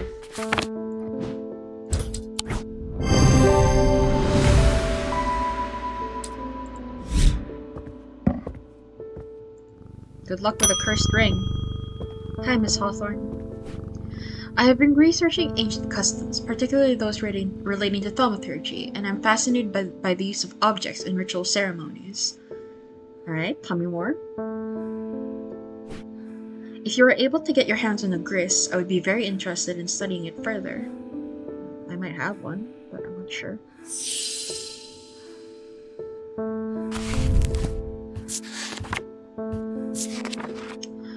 For the ritual of the broken path, a gris is heated slowly over flame. To have full effect, it must be held in an ungloved hand until the ritual is complete, no matter how hot it gets. The ritual should not be performed by those who have not studied the Wixic art. It's common to suffer burns, but when done correctly, it should not be painful. Wixic.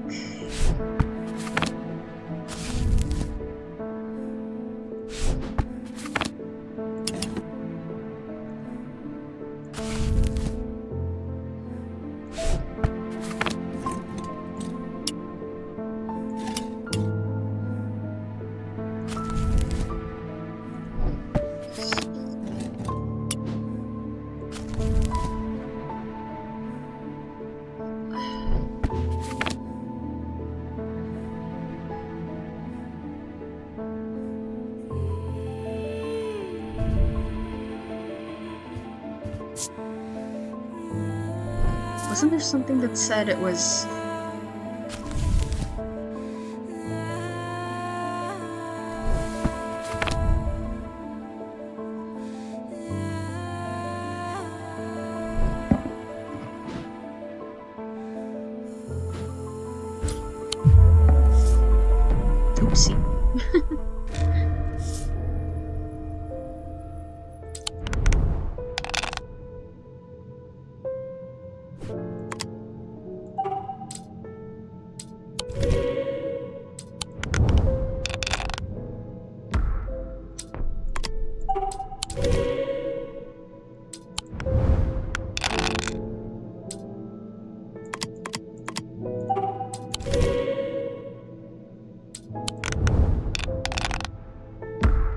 Damn it.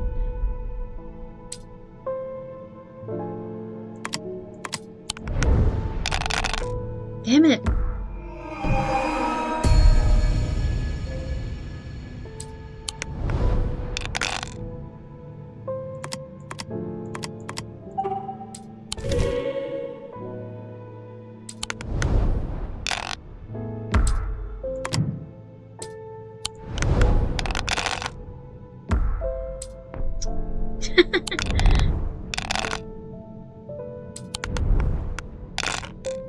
Oh my god! Thank you, Jupiter. Ah! Damn it! No! That is so annoying. God damn it.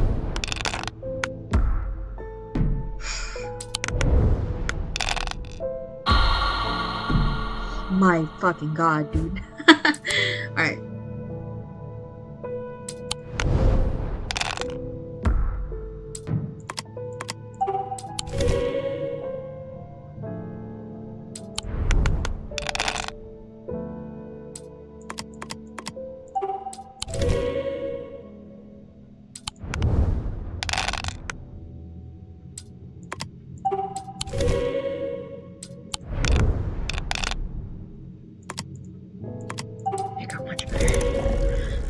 Oh my god.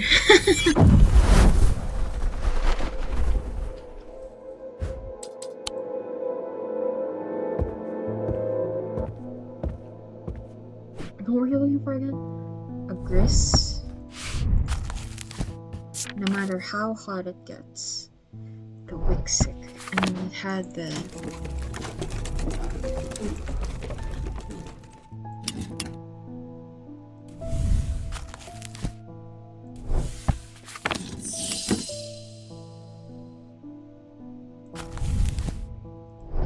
just the wavy field like that.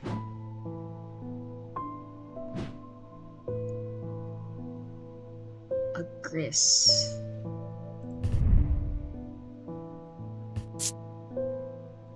Small green gemstones. Is it jade or malachite?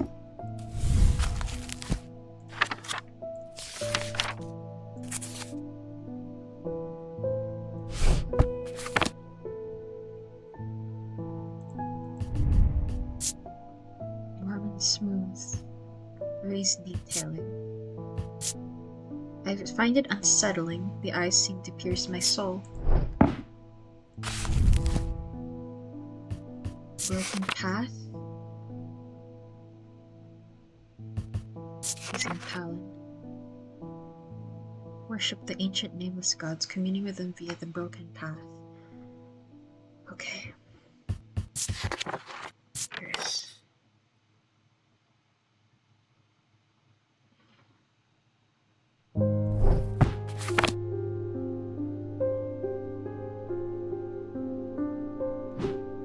So something similar. Wait, where's the missing Palin? Snake. It's worth a shot. No. Ice. Black gemstone bronze. I don't know. I feel like it might be related to snakes. I don't know. It's not. It's not at all. Stop fixating on that. Rain. Stop fixating on it. Okay.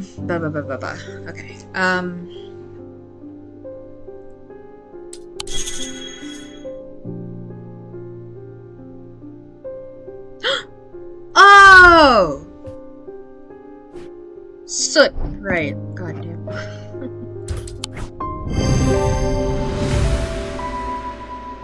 It produces a Wixic. I didn't even check the Wixic field. Whoopsie.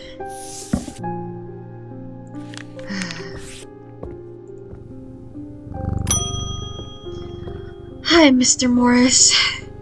There has been a basilisk sighting in the hills across the river from Backbarrow. What? I wouldn't say I'm a brave man, but I have a duty to protect my livestock and my village. Good man. Pretty brave of you. Better me than a younger man with his life ahead of him. I have come to prepare my sword. What? You want a shimmer? No.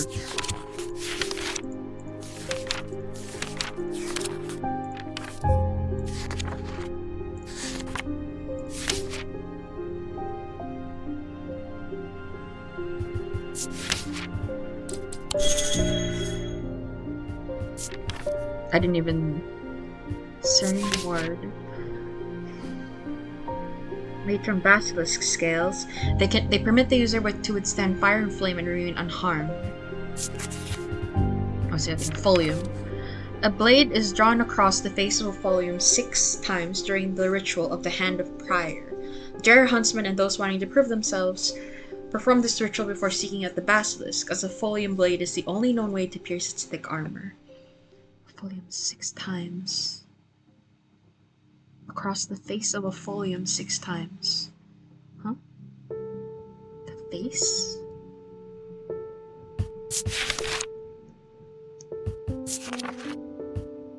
Okay.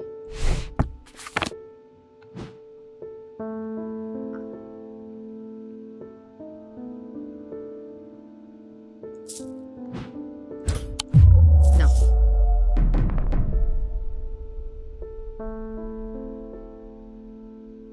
I don't know. I don't know why I chose that.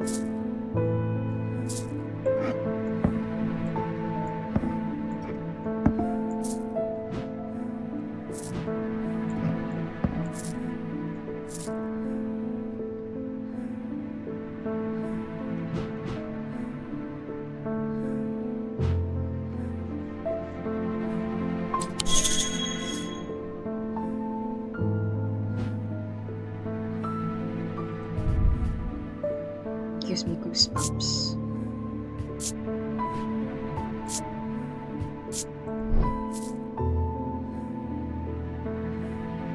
Ah! Stone. Crisscross grooves. Must be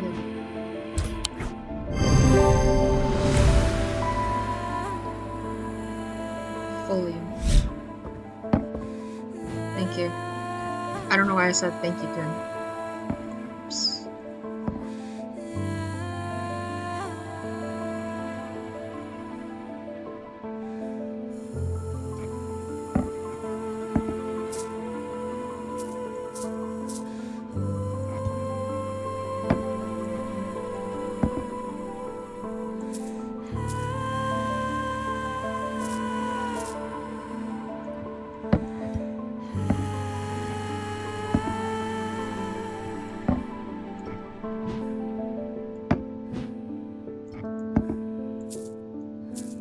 Running out of room very quickly for all my stuff. Wouldn't you think my collection's complete?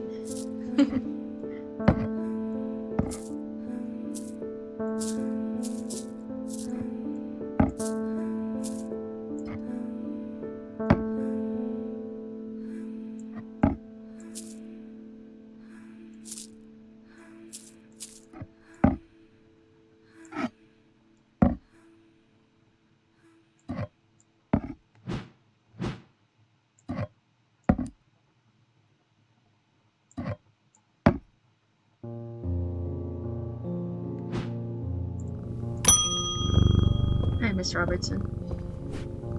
They've escaped. At first, my patients were agitated when I used the Gaudian siren, but then I had a breakthrough. Vivian Cartwright woke up. She seemed lucid, calm even. I made a stupid mistake and loosened her restraints. I don't know what happened, whether the siren stopped working or perhaps it had never worked and she tricked me.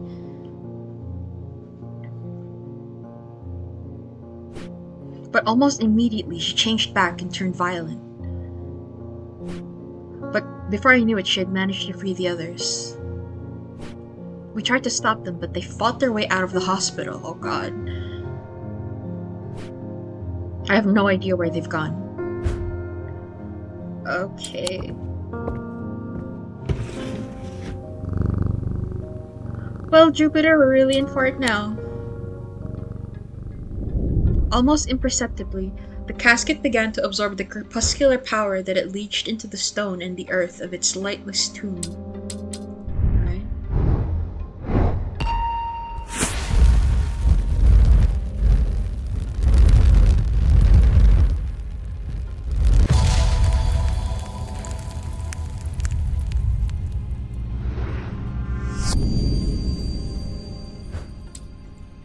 Okay. Well, that gives me a better idea of what to do. Better idea of what to do.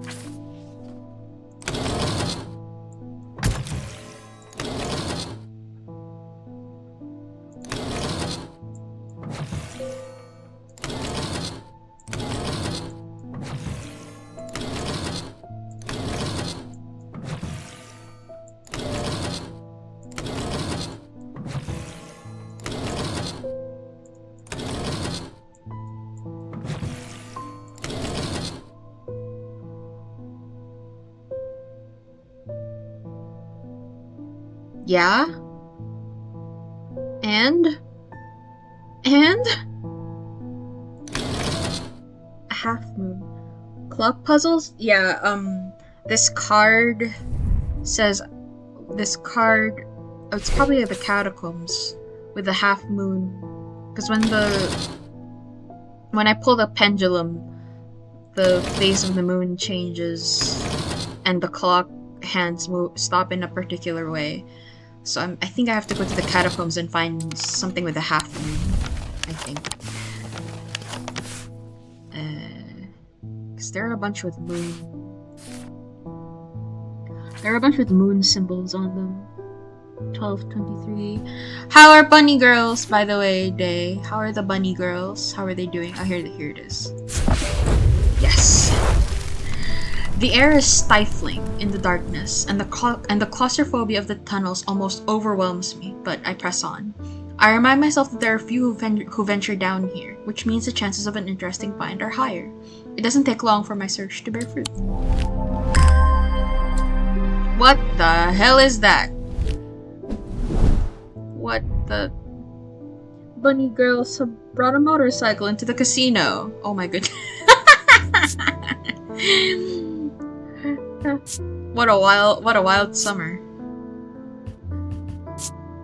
Sharper than it looks. I mean, that would make sense, no? Our collection is filling up nicely. It's just a little stressful to manage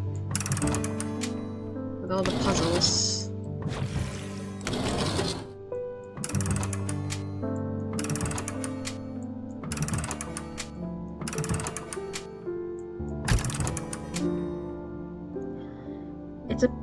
And the commander has his hands full with them. It's apparently not the first time. Oh, I bet. I bet. Let's see. What else can we do? What can I do to make you love me? What can I do to make you care? I still haven't solved this one card puzzle. I'm under the barn where the axe meets the tree. I don't know what could possibly signify. Hey, Mr. White. The Witherance was a terrible idea. I've only gone and made things worse. I wish Eli was back. He'd know what to do. Some years ago, a friend brought an item to me, a black casket, and I learned that it was a dark article.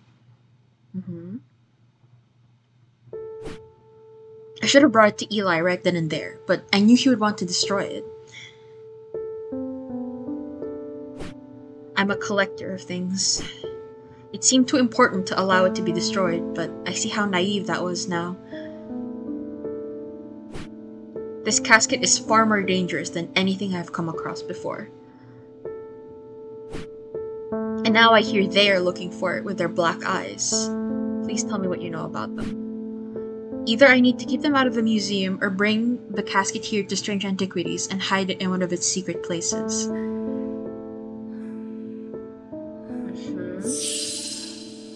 Dread Vivant or Lunima.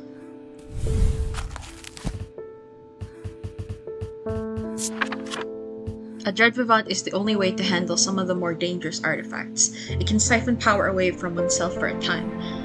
The power rising up off a Dread Vivant is subtle, but noticeably invigorating. These objects represent the balance of life and death, of good and evil, of hope and despair.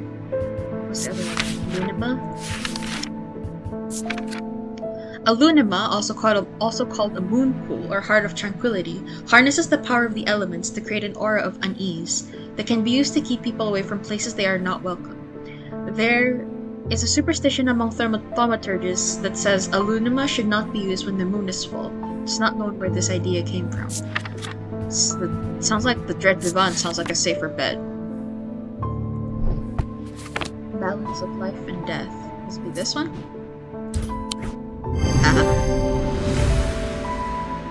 Skull and flower, yeah.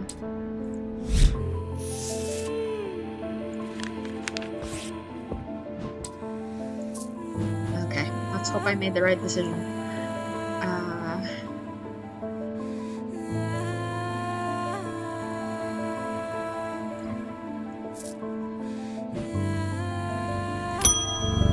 Hey, Mr. Schaefer. There's an uneasy quiet in town today. There aren't many people out and about. I'm heading straight home as soon as I'm done with the main deliveries. Yeah, that's a good idea.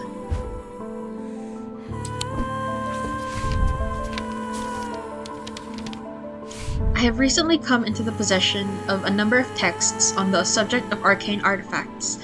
You are welcome to them if they are of any use to you. If I don't hear from you, then I will donate them to the library across the street. Okay. Oh, okay.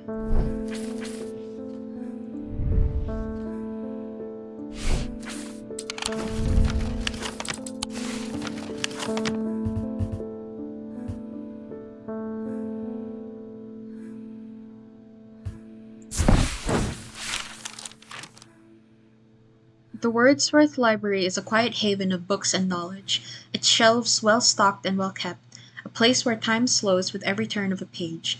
The librarian Simone sits at the desk, her focus fixed on her work as always. I found some old books that dig into the history of strange antiquities, she says without looking up. It's very old, you know. I'll be sure to visit if I uncover anything useful.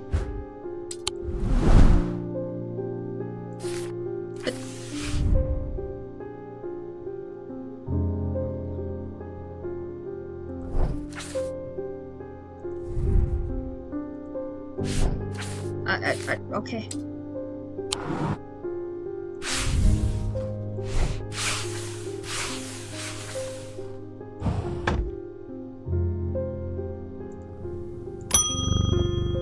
Hi, Miss Bryant. With all that's been happening in Undermere, I picked the worst week possible to lose my Brighic charm. Brighic charm? I hope that you have one that I can replace it with. Maybe?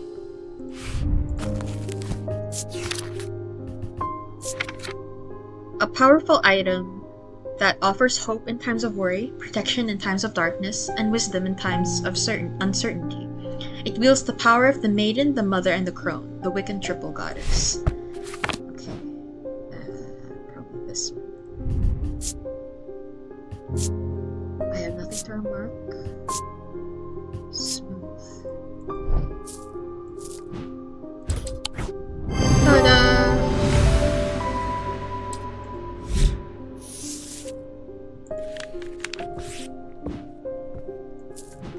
Okay, Brighic charm. BR.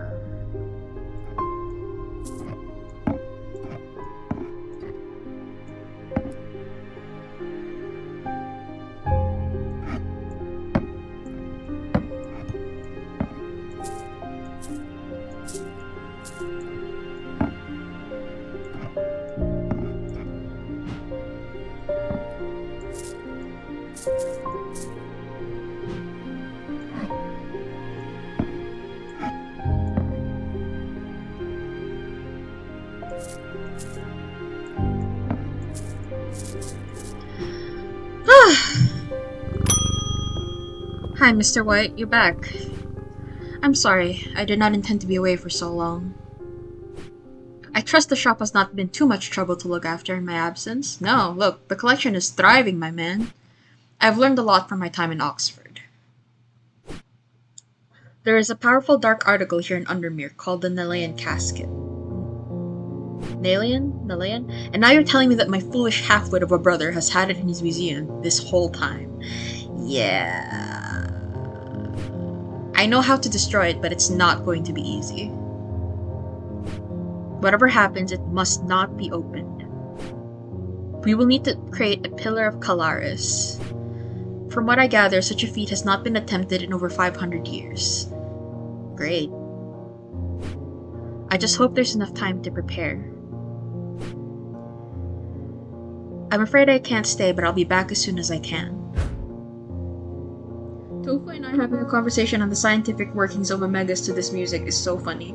The music in this game? On the scientific workings of Omegas. I haven't really thought about it too much. I've read some works on it, but a Pillar of Kalaris is a powerful blast of energy that can consume the darkness.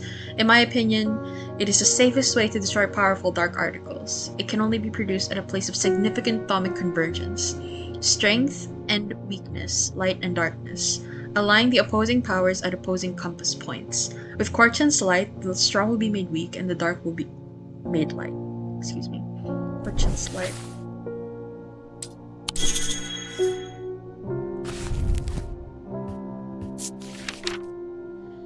Yes, in this game, lol. Do we have to sacrifice the old man? Which old man? Eli White? I hope not. The other dude might have died.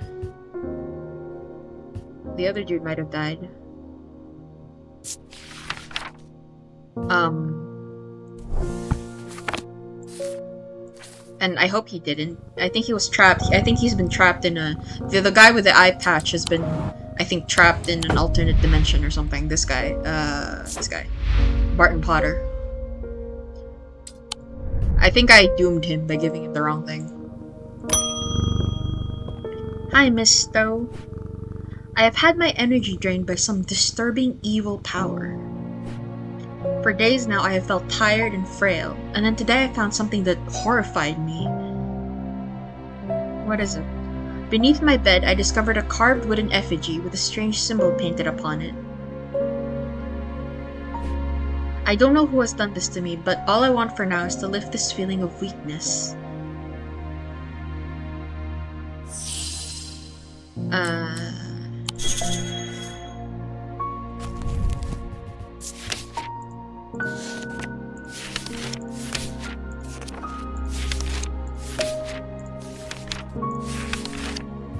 Ordnance.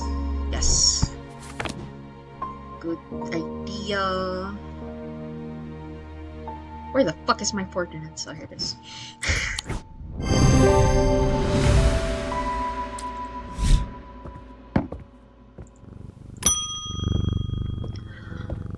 Hi, Miss Hill. I would like a blood beck. What? The nameless ones are restless. I am ready to hear their voices. What are you talking about?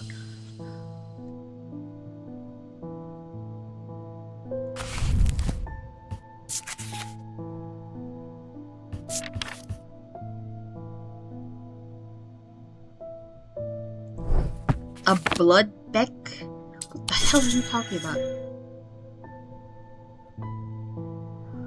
Blood beck?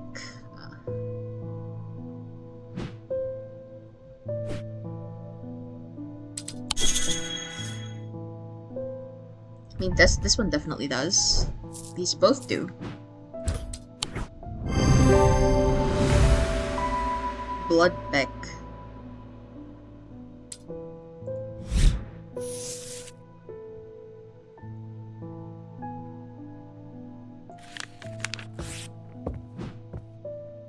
What the fuck is a blood beck?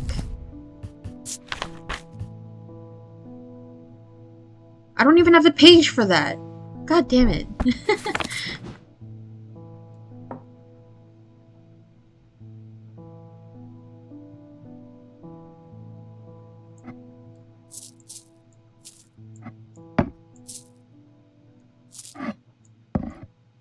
Move everything by one all over again. Move everything by one. Alright, that should be fine for now. Hey, Mr. White. Your brother's mad. I went to move the casket, but it's gone. Oh, god damn it. What do we do? I heard Eli is back in town, but he hasn't come to see me, and if he's not here, then I don't know where to find him. He just said he'd be gone. Oh god, what do we do?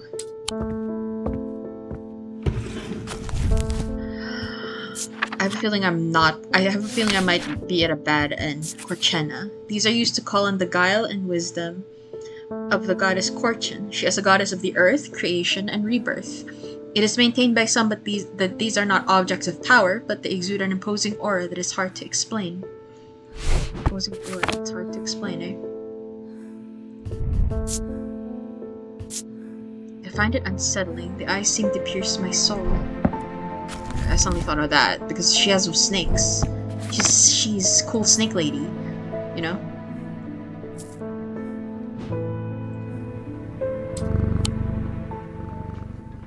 Alright, we're on the last day. It festered and pulsated until it could no longer be contained. Some part of it reached out from the darkness, creating eyes so that it might find itself, and hands so that it might open itself. Oh no. What the fuck? The casket wanted to be opened.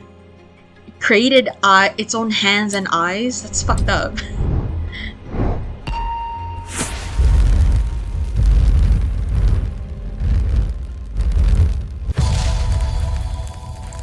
The library, right? I lie below books and scrolls on the esoteric and the arcane.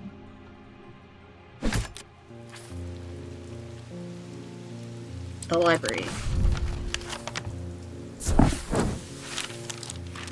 Damn it. What does that mean? You keep saying I lie below, I lie under this and that, but books and scrolls on the esoteric and the arcane.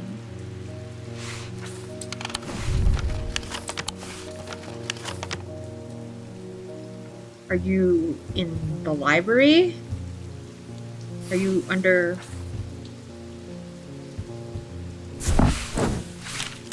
Entering the library, I am drawn to a dark alcove round to the right, bearing the title Esoterica and Arcana. I'm sure there's much to learn here, but sadly a cursory glance is all I have time for today. But when do I lie under is the true question. I guess so. Piled up on a reading desk, I find books on ornithology alongside bestiaries of the old world. You can learn a lot about a person from the books they read. Below? Like under the library? What is under the library? Here. Damn it.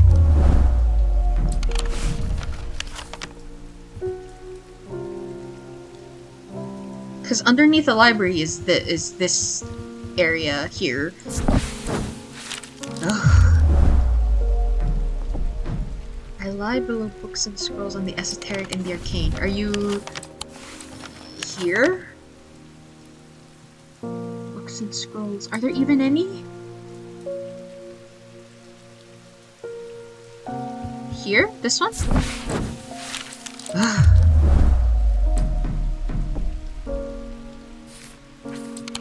I'm so lost. I feel so terrible. I feel so terrible.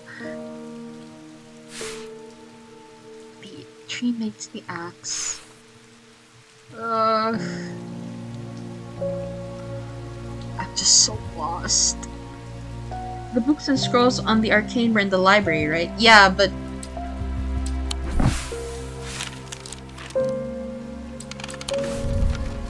Esoterica and Arcana.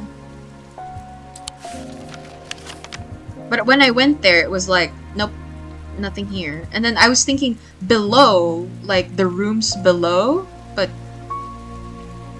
the rooms below are like this area. But dark alcove round to the right. Okay. Round to the right. To the right. So one of the rooms here? I don't know. I'm slightly desperate. I'm slightly.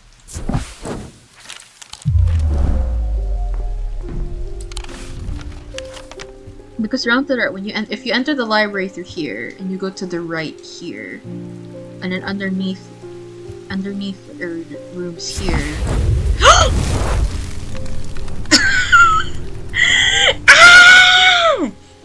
As I open the door, I am hit by the musty smell of damp.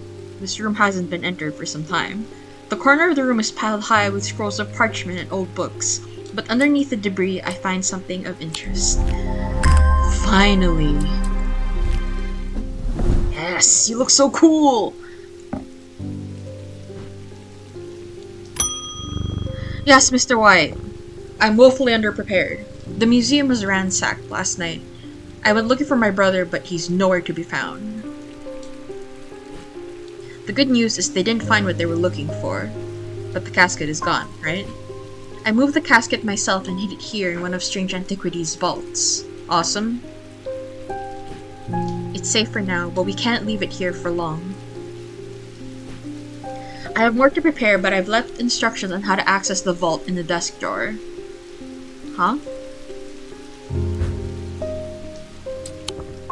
You have?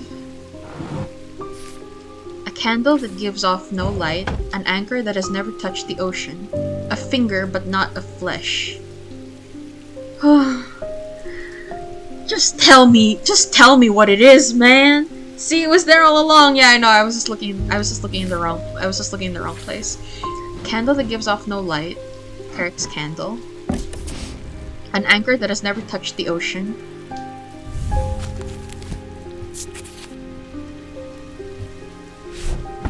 Anchor? It would have anchor in the name, right? It would have anchor in the name. God damn it. Okay, never mind.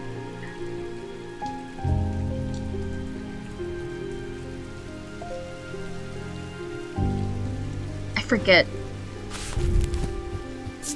Something anchor. Caustic purifier. Guardian siren. Horn shackle. Light of Quartz and Lunima. Shadow anchor. Shadow anchor.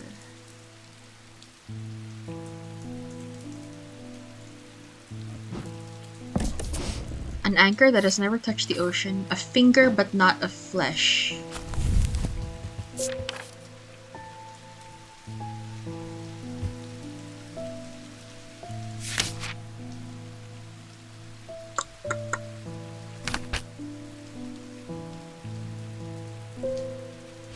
Witch's finger. Yes! I got it right! Oh gosh.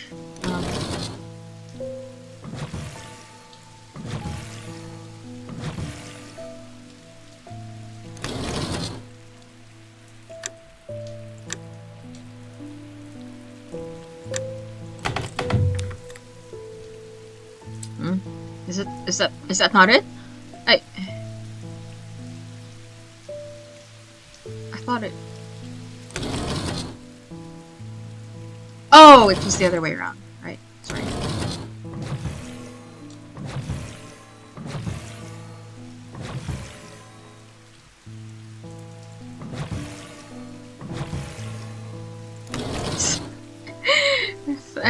I had the wrong thing.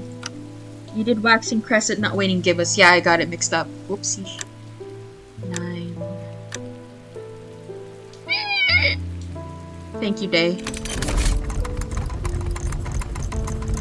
What? It looks so evil! No, it doesn't. Gold blackened wood. Rough, smooth. Nothing to remark. A complex feeling comes over me. It is both horrifying and yet compelling. The rare casket. Evil. I'm gonna put you in here. I'm gonna put you right over there.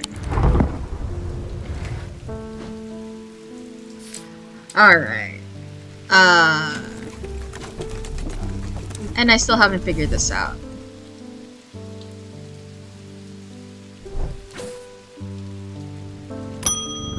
Hi, Mr. Chafer. The lake has turned black. What the fuck?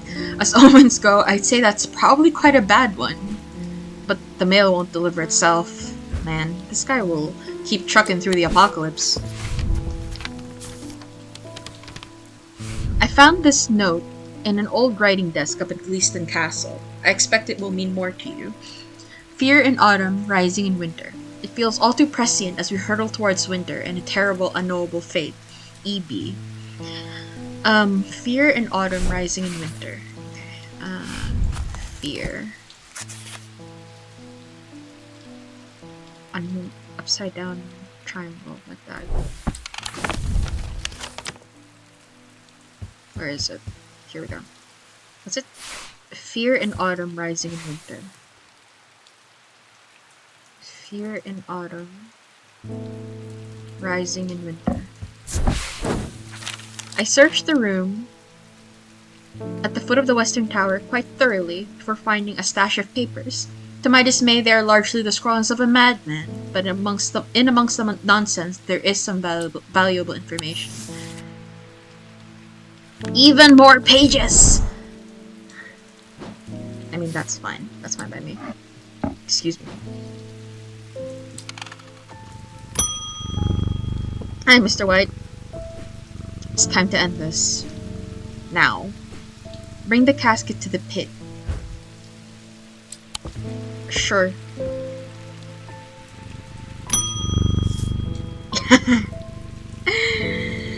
Alright, time to end this. The pit, eh? 20. The sun is low in the sky as we arrive at the pit, casting a warm light across the treetops and the open fields. A solitary raven cries out from the tree line, and I look to the skies, but they're empty. The pit itself is an ominous sight that the otherwise serene atmosphere can do nothing to diminish. It is a scorched black hole, perhaps 5 meters in diameter, that has an unnatural look to it. This is a site of thaumic convergence. It is no simple thing to destroy an object of this kind. We need to set up opposing powers that are opposing compass points. Strength and weakness, light and darkness. And finally, we need the light of Korchin to bind them. Oh god!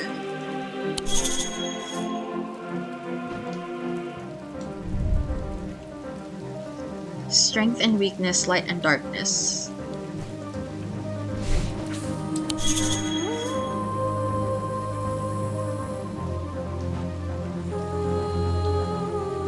Fortinance and a Witherance, right?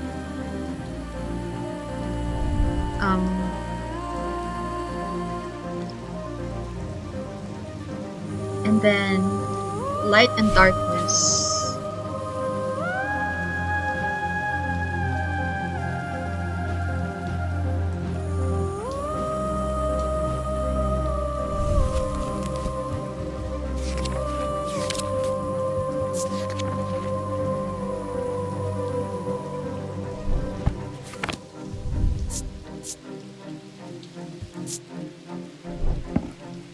This. She's Snake Lady. Korchin is a Snake Lady.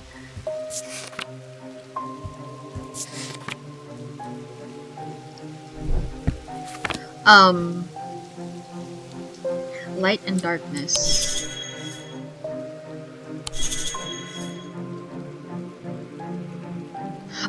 A Tenebrous Cloak.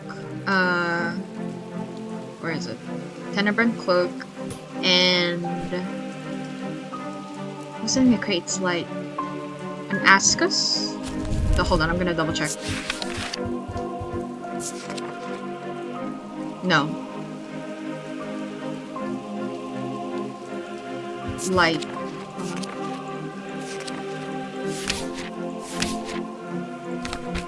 Light. Aries Remnant, Carrick's Candle. Invisible Light. Ethereal Key? No. Aries Remnant.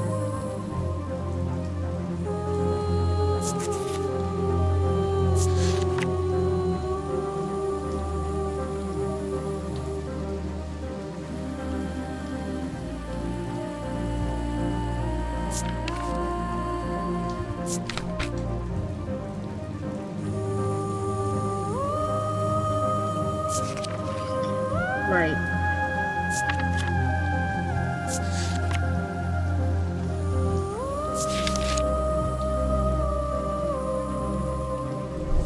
A sunbun, right. Ah! Damn it! Light, right? Tenement Cove, right. A light of Korchin. What's the light of Korchin then? Oh, this one! Is it this one? Yes!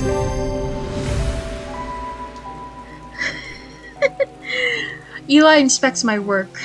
His face shows little emotion, but he seems satisfied. By now the sun has finished setting, and only a hint of red afterglow remains in the darkening sky. The raven croaks his mournful cry once again, but this time there is a reply, and then another. I look up and see several dark shapes circling above. Quickly now, they're here. I spin round to follow Eli's gaze, and my pulse quickens as I look out across the field. A large group of shadowy figures is walking steadily towards us. We can't see their faces at this distance in the low light, but I'd be willing to bet that every one of them has pools of midnight for eyes. In the sky above, the ravens continue to grow in number, and their calls and cries get louder and louder.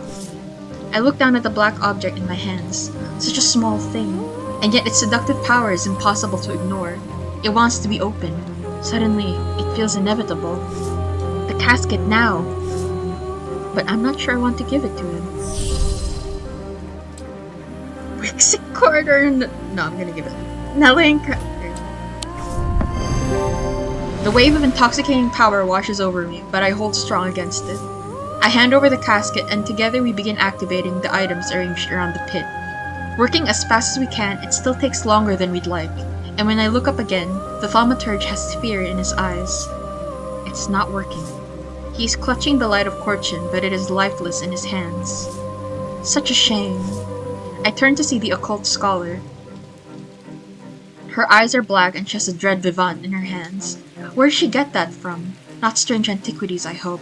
She must be using it to dampen the power of the light of Korchin. We will take the casket now. It will be opened. All around us, the black-eyed mob shrieks and cheers, jostling and shoving and tripping over one another in their frantic race to reach the casket. Those at the front are nearly upon us. All hope is lost. But the thaumaturge thinks faster than I do. He quickly activates a Daedalus link and floats out across the pit, clutching the casket. The mob around me pays me no attention. They only have eyes for the casket. Eli begins to speak, quietly at first, and then rising in volume until he's almost shouting. I am no longer afraid. I am the dirt beneath the ground and the rock below that. I am the dust stretched thin across empty space. I am everything cold and dead and dying. But I am also the heat and the light, the wind, the ice, and the fire, the leaves on the tree and the river, and the water in the river. I am everything warm and alive and living. At that moment, Eli locks eyes with me, and suddenly I understand what I need to do. I charge forward and tackle the possessed scholar. I grapple with her, trying to prise the dread vivant from her hands, but she's surprisingly wiry and strong. We teeter closer and closer to the edge of the pit, and cold fear hits my stomach as I look down into its inky depths. With one last burst of energy, I grab Verona and twist my body, pushing with all my strength. She scrabbles at the bare dirt at the edge, but she is unable to find purchase and she falls. Oh no! I will never forget the look of shocked horror on her face as she plunges into the darkness of the pit. Eli wastes no time.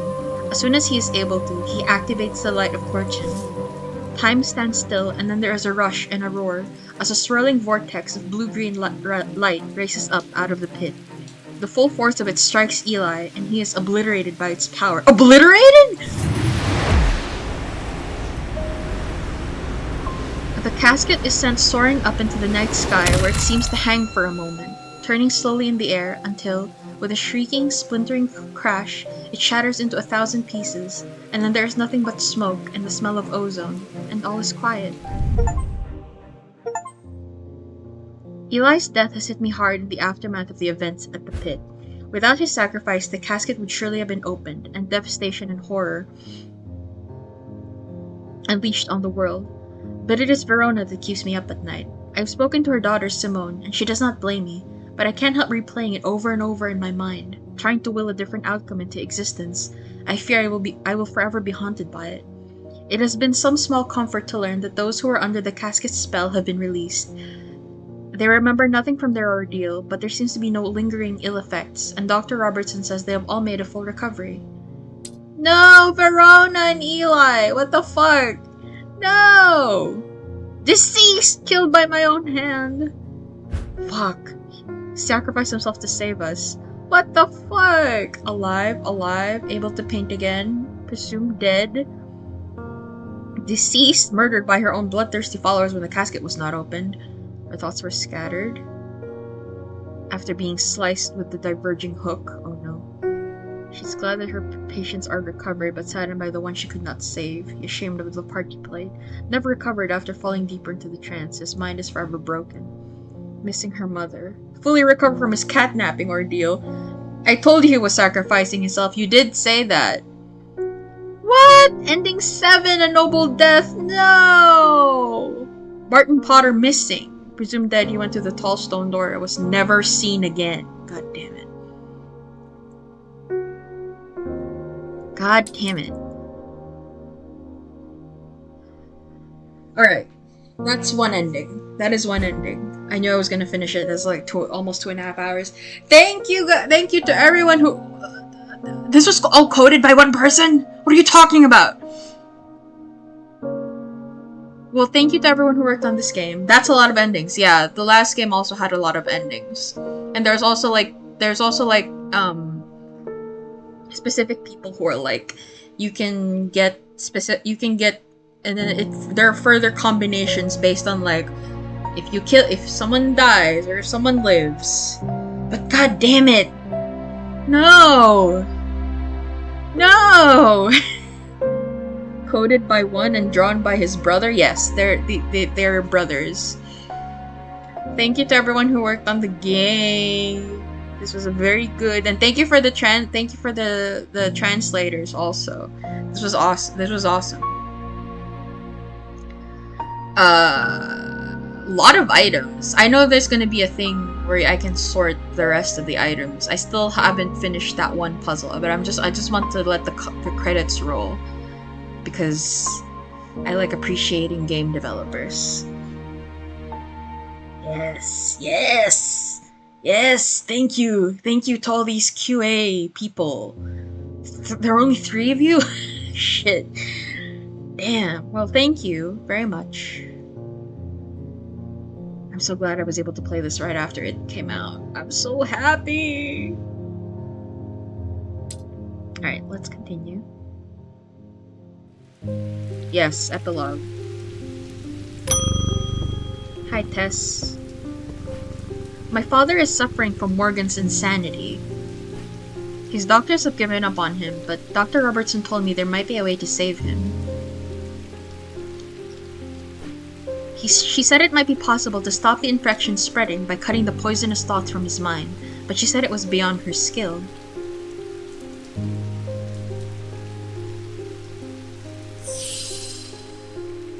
What? Morgan's something. Morgan's folly. A folly symbol can be revealed to induce a trance-like state on anyone who casts their eye upon it, making them open to suggestibility. I don't think that's... Hold on. Morgan's insanity? And...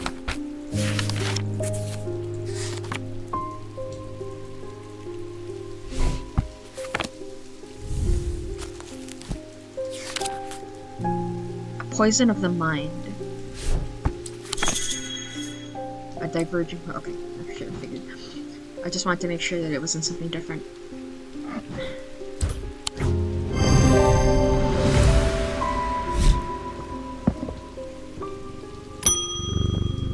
Hi, Miss Grafton. There's an old hermit living out past Wastwater who barely comes into town. You gotta give the man a labubu. I would like to, but he's dead. He brings me lists now and then for odd things. This time he wants something that will pull water from thin air. No idea if he's mad or onto something, but I said I'd ask around. Alright. Water? I don't... Manus. According to Whitlock, these are lighter than an evocant by half. Not exactly the most useful insight. They are carried by desert nomads who use them to conjure precious water from the cool night air. Do I have that? Yes. This is a stone of water. Nothing to remark. Nothing to remark. Polished. This is... if I'm not mistaken... aquamarine... This could be also aquamarine. Let's try this. Damn it. Stone of water. It's a Manus for hand! God damn it. And I could have checked if it weighed half a pound. I'm too freaking impatient. I'm too freaking impatient.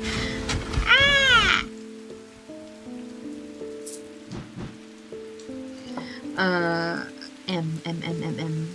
Manus Mether. Okay.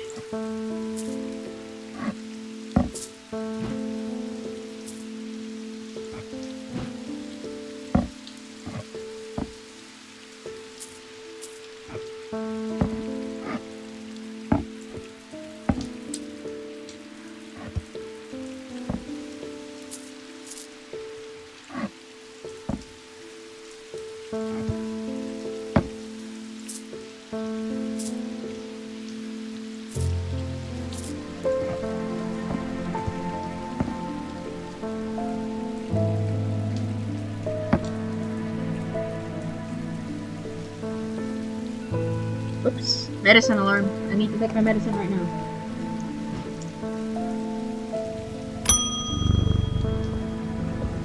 Yes, hello. My lungs are shot, okay? My doctors have told me to settle my affairs. Oh no. But I'm not ready to give up. Not yet. I've heard a local story about the Witch of Undermere and her healing abilities. You want witches fingers. They say it's dangerous and painful, but sometimes it works.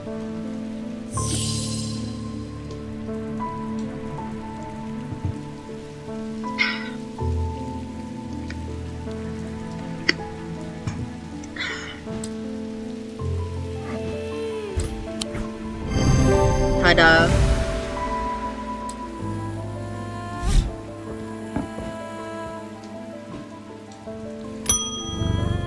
Hi, Mr. Fox. My farm is diseased, my crops won't hold, and even the animals are uneasy. My old man says the earth's angry. He says I should call upon Korchin for wisdom and blessings. Can you help? This land's all I've got. Korchin. Okay.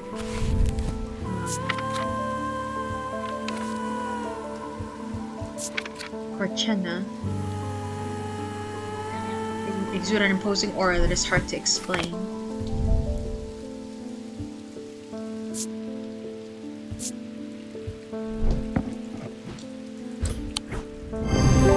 Ta-da! Excuse me.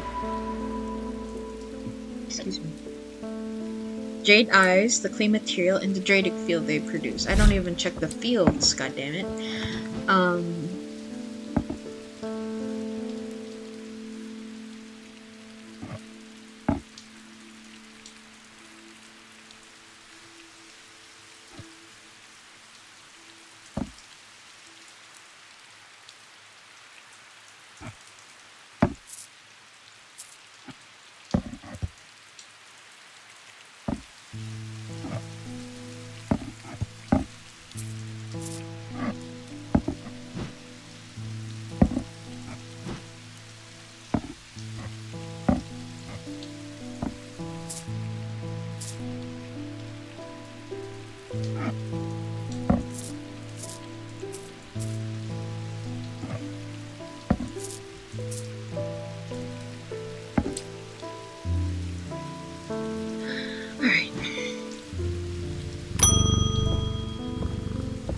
Hi, Martha. I collect rare artifacts, especially those with, shall we say, questionable uses. Why? Never mind. A weaving edge has always fascinated me. I don't plan on using it, heavens no. Blood magic, old traditions, I simply must have it. So you're an enthusiast? Question mark. Weaving edge. Okay. What is it even? A weaving edge is used to enter the Red Night, a bloodthirsty state of mind. Tradition dictates that the handle should be made from the wood of a great oak. The great oaks are believed to have been planted by Cythea herself. There's a few. I have a few oak items. Yeah. No?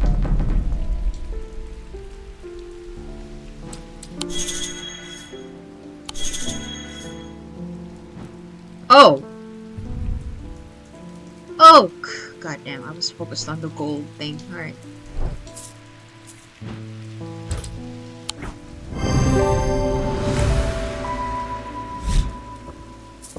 Okay.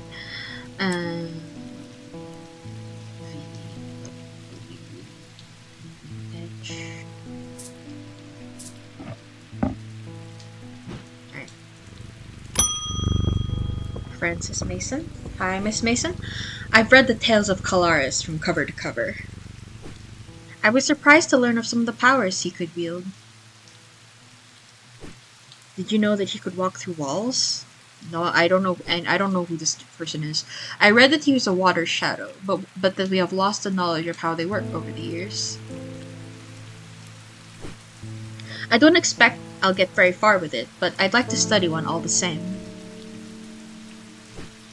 Who knows, perhaps I'll succeed where others have failed. Water's shadow. Okay.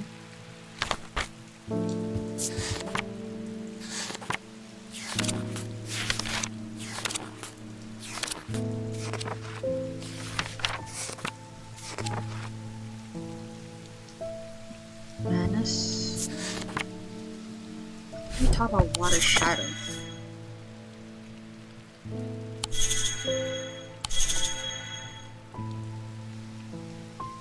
What's a water's shadow?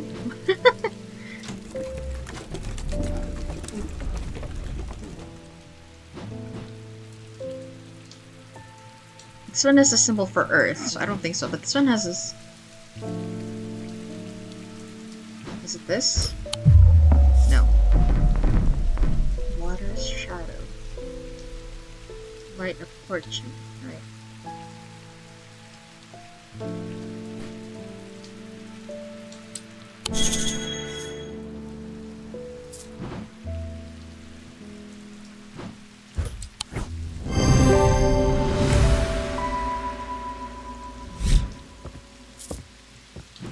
I don't have the page for that. Why don't I have the page for that? What is happening?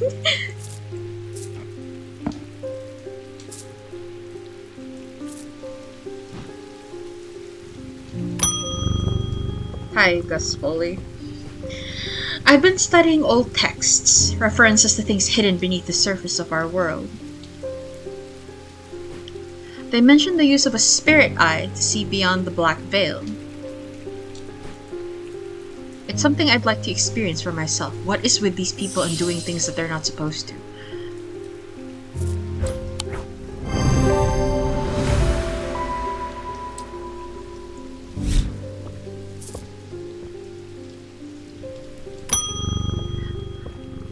Hi, Miss Holtby. My grandmother followed the old ways. She kept a Dradic altar in the cellar. She believed in asking for nature's blessing before a harvest. I found a note about a ritual meant to bring abundance, but it needs an Argyle. This seems like the place to find one. Argyle. Like the sweater? Vessel of the earth, used in various Dradic rituals. Well, I got a vessel that's got earth symbols all over it, so one can only assume. Argyle.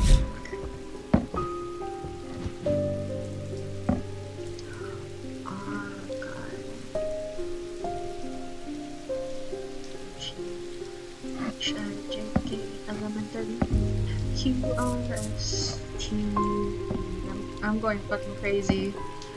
I'm going fucking crazy singing the alphabet while I'm sorting my cursed objects. Well, they're not all cursed, but some of them are.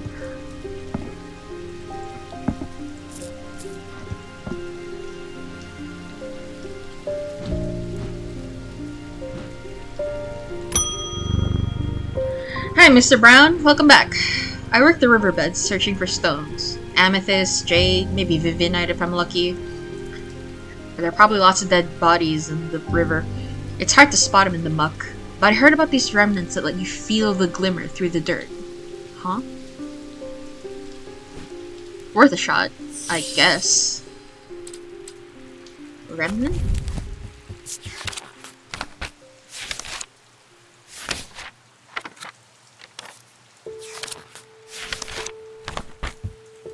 Resonant. Is that what you're looking for?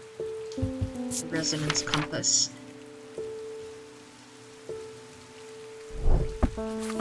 Is that what you're looking for? No. Okay. I got mine broken again. Alright.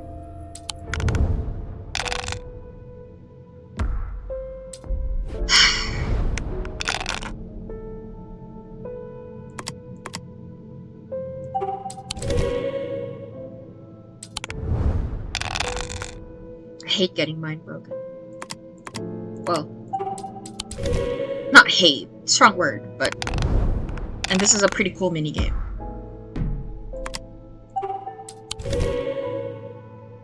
And it's my first time playing the game. I shouldn't be so hard on myself. What the... Thank you, Jupiter.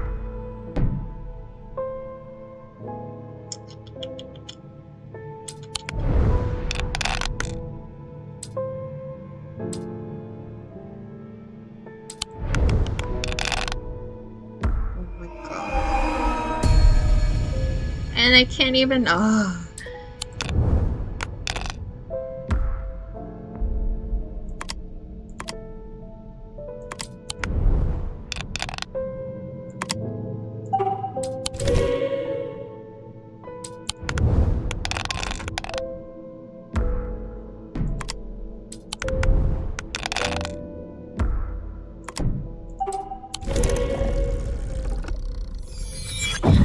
Ta-da!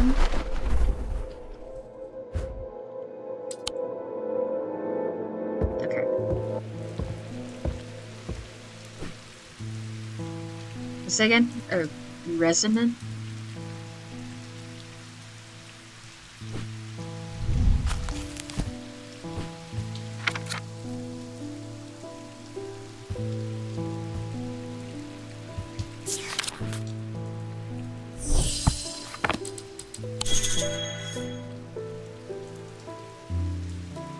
What?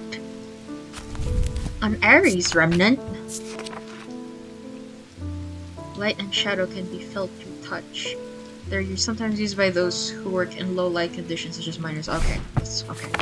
Fair. I missed that. Damn it.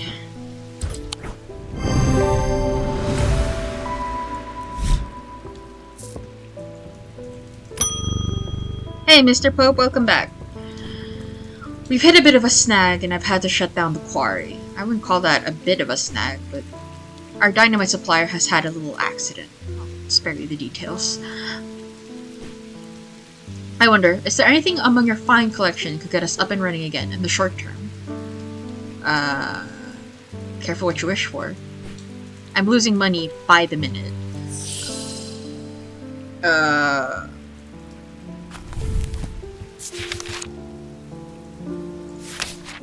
What would I even look for in the index? Money? What even?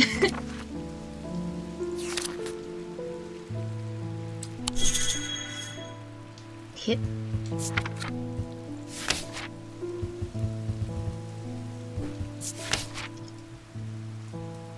Powerful vibrations capable of cracking solid rock. Oh, okay, right. Sense.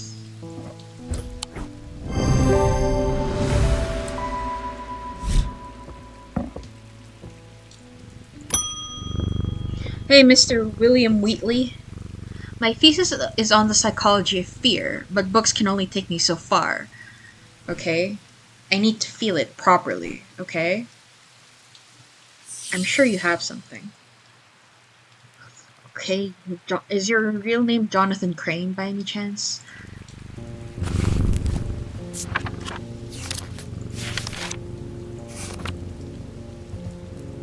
Light of fortune. Spirit Eye. Isaiah. Sense of fear and paranoia, right?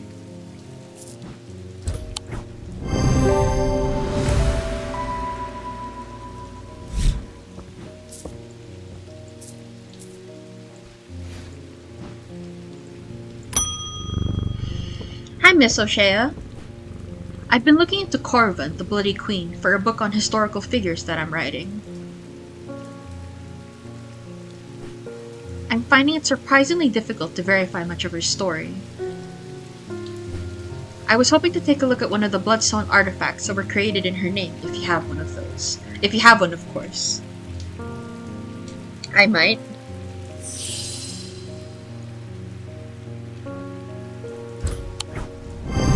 Just be careful with it.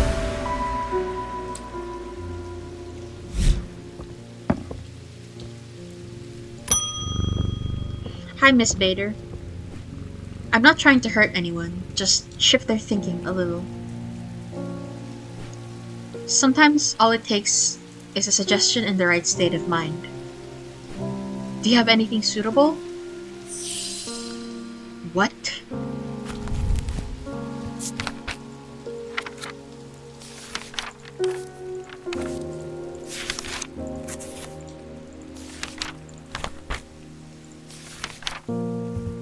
Morgan's Folly. Precautions should be taken against unwittingly looking upon the hidden symbol for too long. Morgan's Folly. Did I already mark that as something?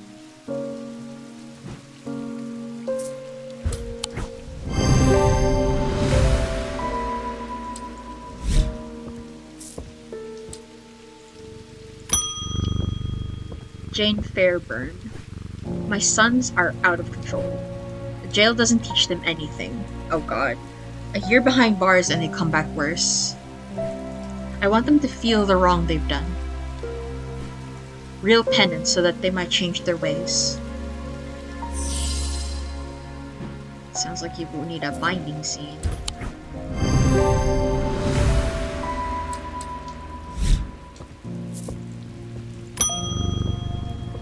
Hi, Mr. Herschel. There's a lawman snooping around the blacksmith's guild. Can't have them poking into parts of the business they're not supposed to, if you catch my drift. I guess. I need a way to keep him out. Lunima.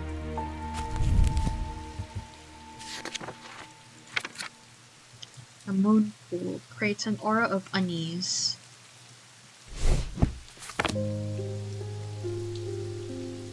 Aura of unease. Weathered, polished. Feeling of unease.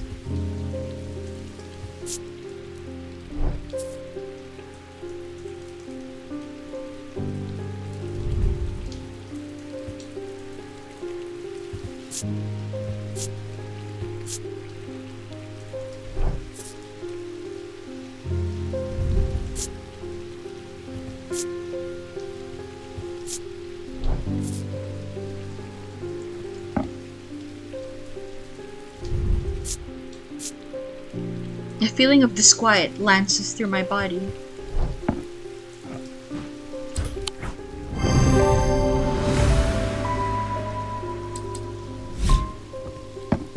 Okay, so L.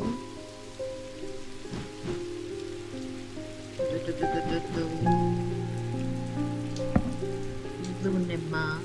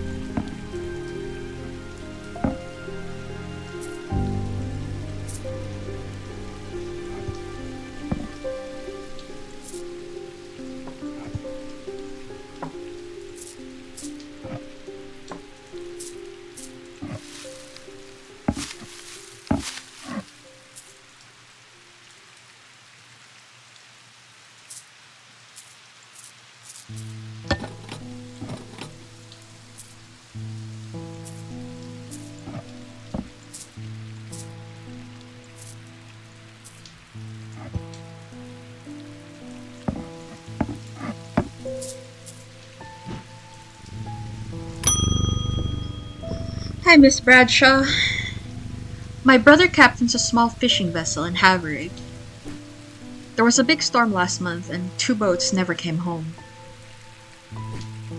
I remember what the old sailors used to carry. A shin, right? Charms, tokens, things to keep the sea calm, or at least keep you afloat. I want to give him something like that, just in case. Yep, a shin.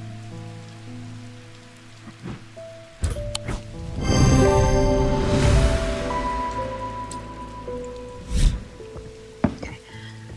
Yes.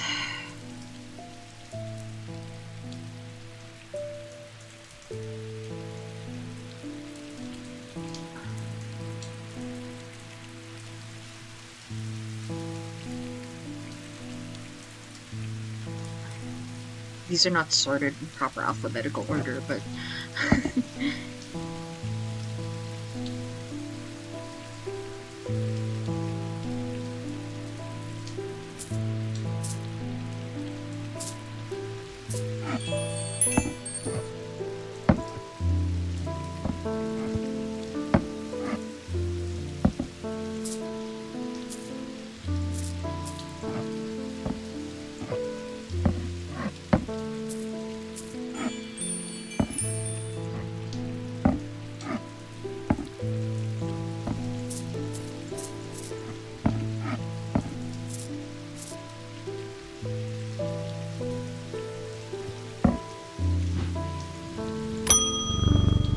Hi, Mr. Leland. How are you doing?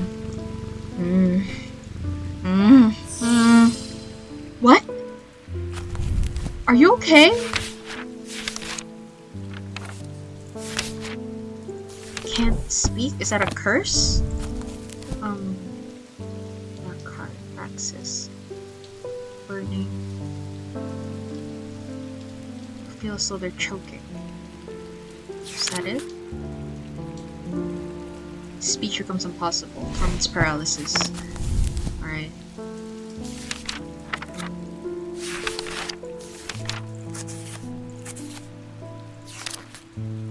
Torment's bane.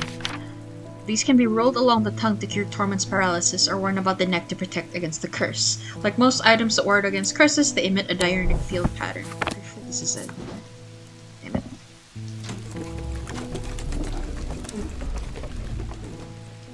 Yes, exactly.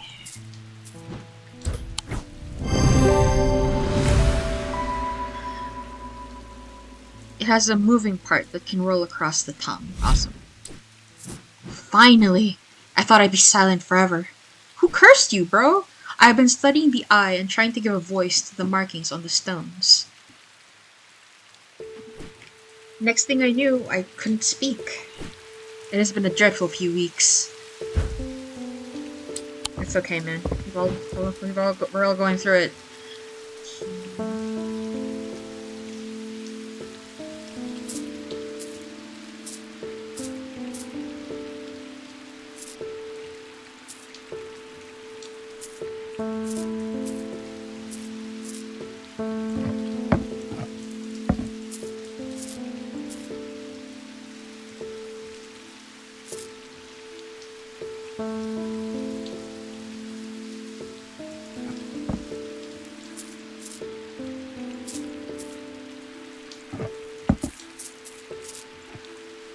It's gonna be a little crowded here, but it's okay.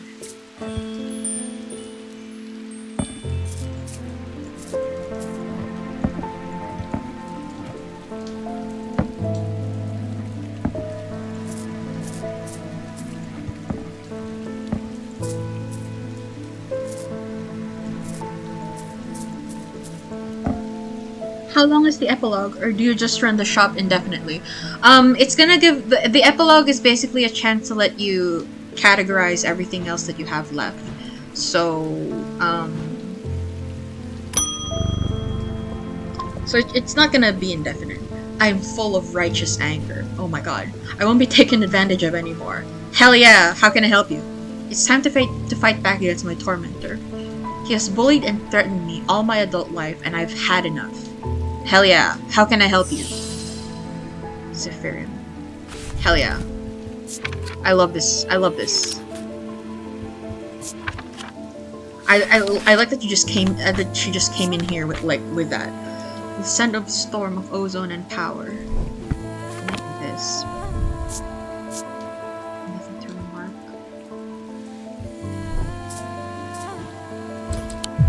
No. Frick.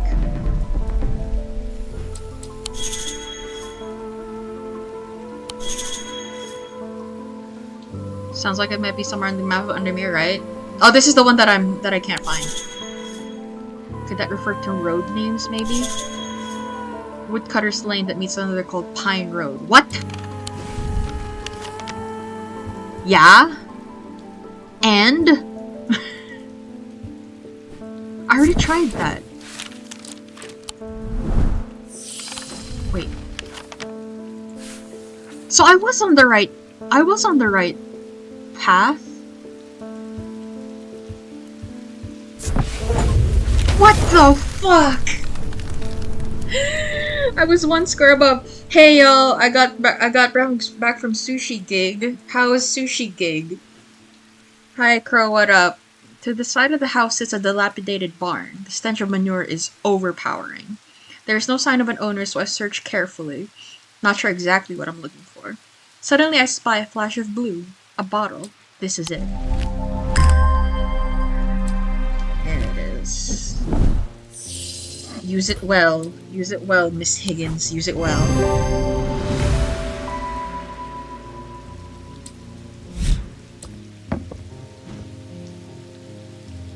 Isaiah and then Zephyrin.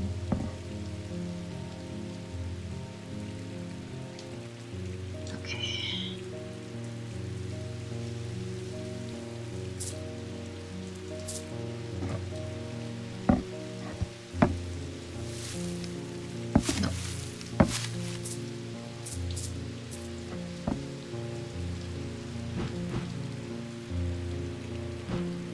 Alright. Hi, Mr. Chafer. Rain. Again. Soaked to the bone before I'm halfway through my rounds. I'm fed up with it. I've got a few bob to spare if you know a way to keep me dry. What, bob? I'm not British. Keep me dry?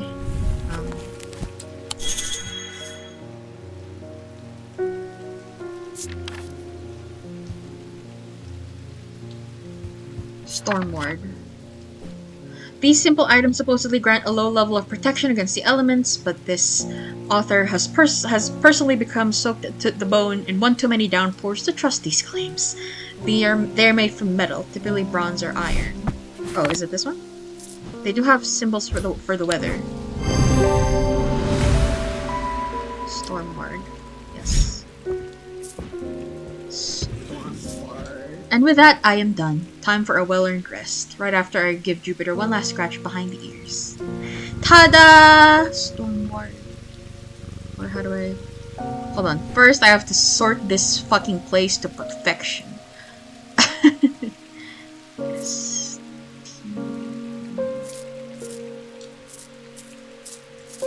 I need to organize this place to perfection first. I don't do that in real life, so I may as well do it in a game. Surprisingly smooth. Did you bring me something to eat? I was used to being out late, but it was a different guy running it. It was on time. We got out really fast. Okay, that's good. Alright. So that is the end of the game, I guess.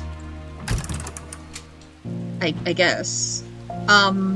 There are multiple, there are at least 7 endings. So there are at least 7 endings. So I want to get back. I want to try and get as many of them as I can on stream. But I don't know if there's already a guide for that. Here, let me look. Let me see if there are people who are more insane about this game than I am. 100% achievement guide. A guide to all 8 endings with as few spoilers as possible. That's, yep, there are people even crazier about this game than me. That's awesome. Identify all the items. I didn't identify all the items? What the hell? What did I not identify? Babelia. Oh, I thought... What, I thought...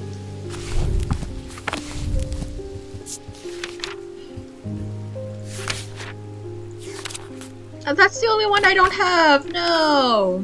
Darn it. The rest makes sense, but glad it went well. I'm glad... Yes, I am also glad. Identify all the objects. Complete the game without using hints. There are already 6.2% of players that have that achievement. That's crazy. Plus 3 more. Are those hidden? Yes, 3 hidden achievements. Since I know what's gonna happen, I'm gonna take a game. I'm gonna spoil myself, I guess. Follow the relic. What?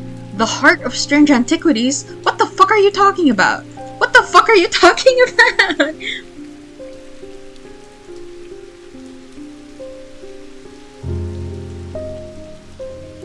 Yeah, dude, I'm not the one who I read Day's question out loud. Come on, man. Sorry, I'm tired and a bit down. Yeah, it's okay. You had a busy day, so just chill out. So, here, let me look at the guides. Let me consult guide. Let me consult the guide. 100% achievement guide. Do I look at the achievement guide or the endings? I want to get a better ending.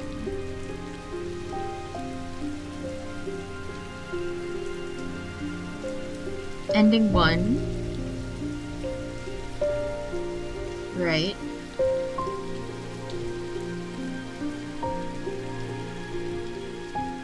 Huh?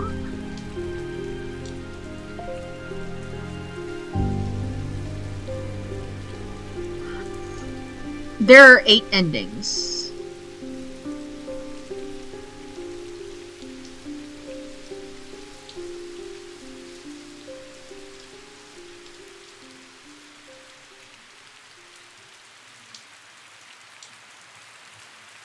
Oh my god, okay. Alright. Oh my god. Endings guide and okay, achievement guide. How about that? Eli White. Okay, this is a 100% achievement guide. A new plant.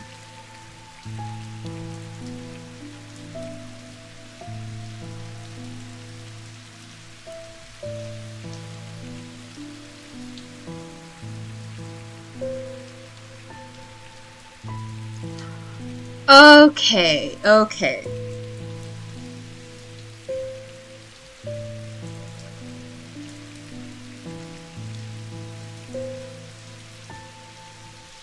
Achievements.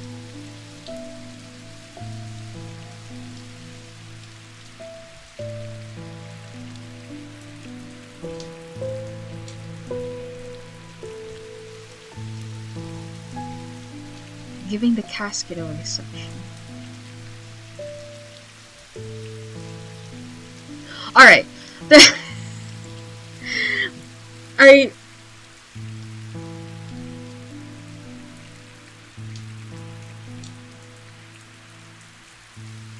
I broke my phone this morning and sent it to get it fixed. Tomorrow I need to go pick it up. Oh, sorry to hear that, Crow. I'm glad you're getting it fixed. Alright. Maybe tonight will be a shorter stream because this is a lot to do. And my brain is like going a little gaga right now. That was a lot of information and a lot of things and a bunch of things that happened. Alright, so I'm going to this is a short stream. That is okay. This is a short stream, but I'm gonna go back and get a better end. I'm gonna guide it tomorrow. The next stream tomorrow is Saturday is break day, and I have Sunday is not rest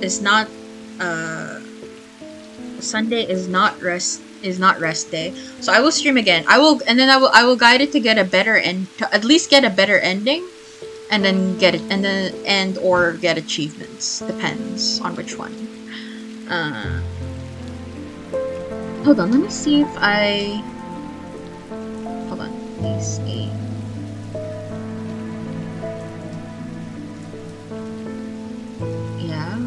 the drawer.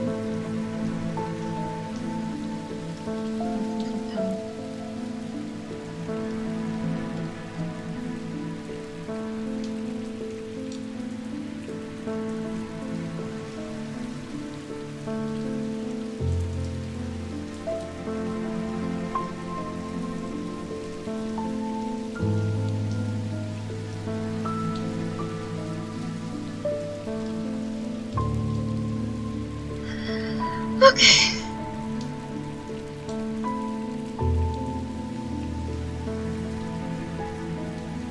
Okay, he'll escape from the curse no matter what.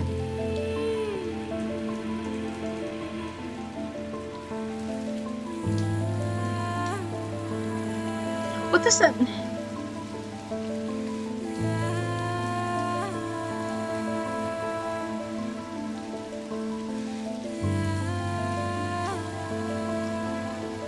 This is in Russian, but...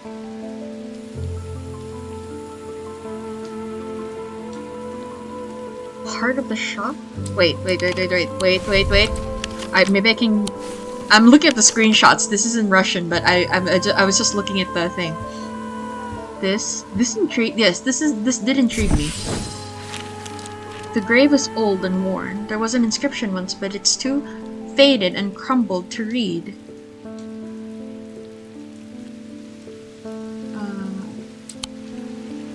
Okay, no more hints.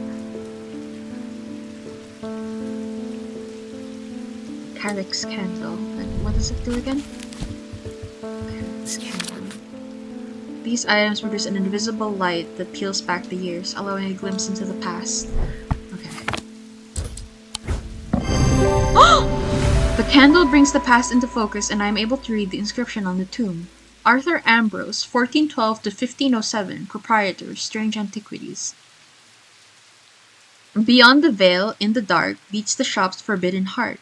Bring protection for thy mind against the horrors you might find. Take sweet breath to clear the tainted air. Stay wakeful, 'tis death to slumber there. Huh? Beyond the veil, in the dark.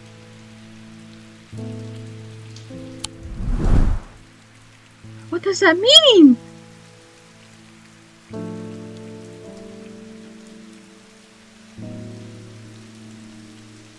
This is in Russian, so I don't understand. Part of the shop? What are you talking about?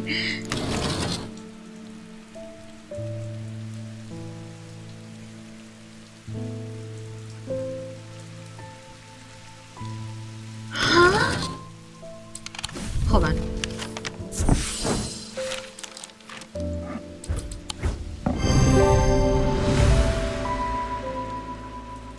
Beyond the veil, in the dark, beats the shop's forbidden heart.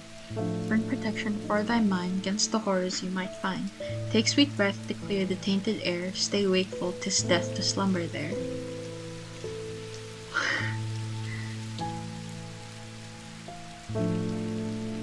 What?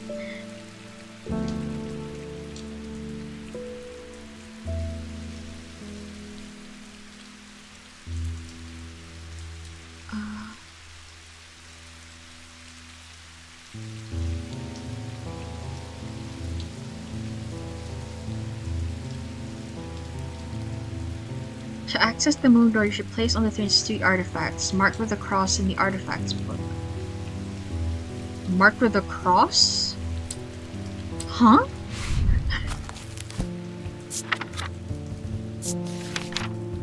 Oh, that cross! Like a Mentic field. Right.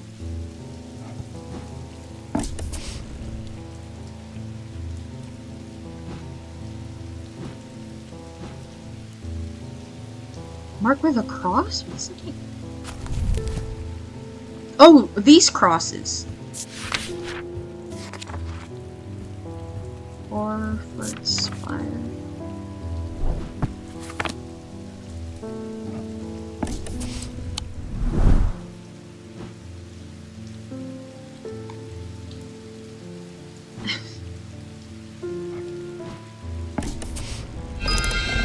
Ta-da!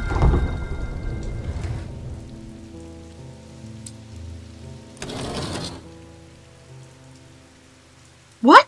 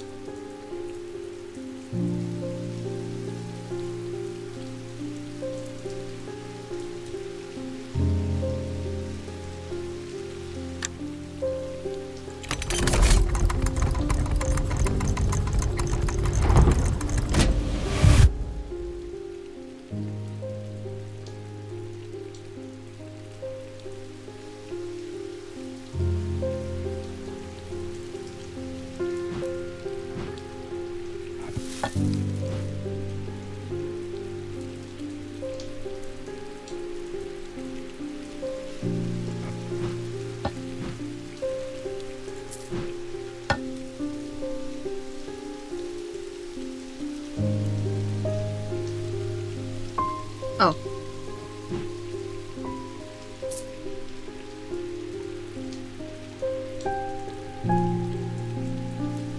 Ow.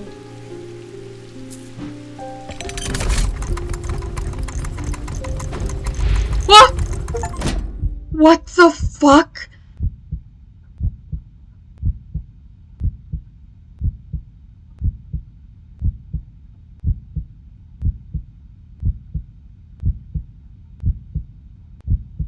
What the fuck?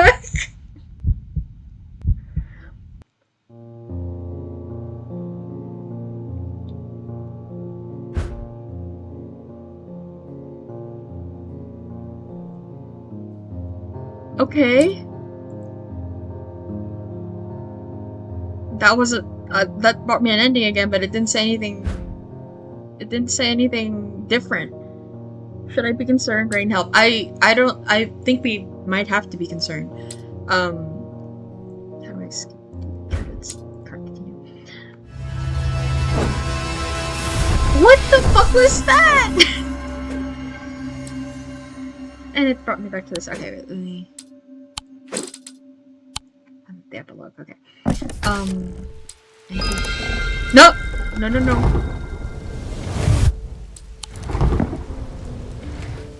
God damn. So the heart of the shop is literally a beating heart. And I'm supposed to just accept that? I'm just supposed to be okay with that, I guess? I'm supposed to be okay with that? Is that it? What the hell, man? Let's see if I can... I don't know, I'm just randomly exploring. I'll just randomly explore. Let me look at... Let's see if there's anything else interesting. No. Interesting. I left my heart to run the shop in the absence of the man being obliterated. Maybe? Maybe, very possible. And there's nothing to this? There's nothing to this? This giant fucking mammoth skull that's just in the catacombs? Nothing? That's crazy! Can't be. Cannot be. That... Okay. There has to be an explanation. There has to be an explanation. I refuse to consider any alternatives. Self-inflicted Exodia summoned to save the British. To save the British! I don't understand what that means. I don't understand what that means. I know Exodia is a Yu-Gi-Oh reference, but not just for aura farming. Okay.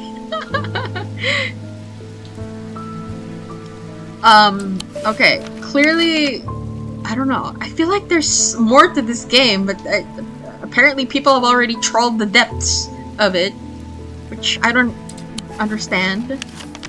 But I'm gonna... I'm padding up the time already, but I'm just gonna... I don't know. It's... Exodia attack is called Obliterate, if I remember correctly. Okay. This is a great ass... This is a great game. Like, I was rushing through it. Maybe I could have gone on for longer but I was just so excited to play it. It's just like, it's so much improved. There's so much improvement from the last game. And it's just so I'm just so chuffed, as the British say. Yeah, so I'll come back on Sunday evening to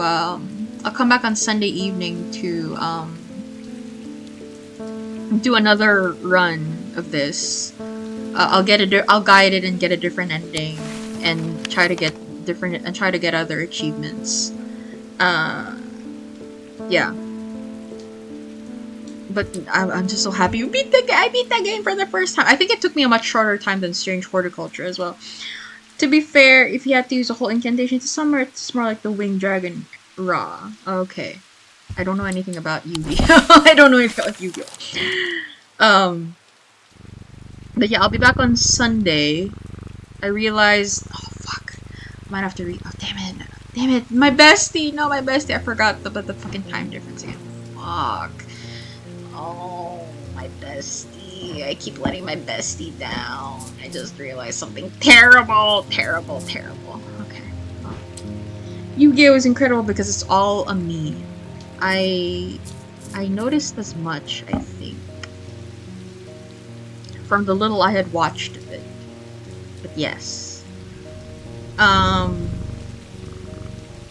Alright. I'm gonna...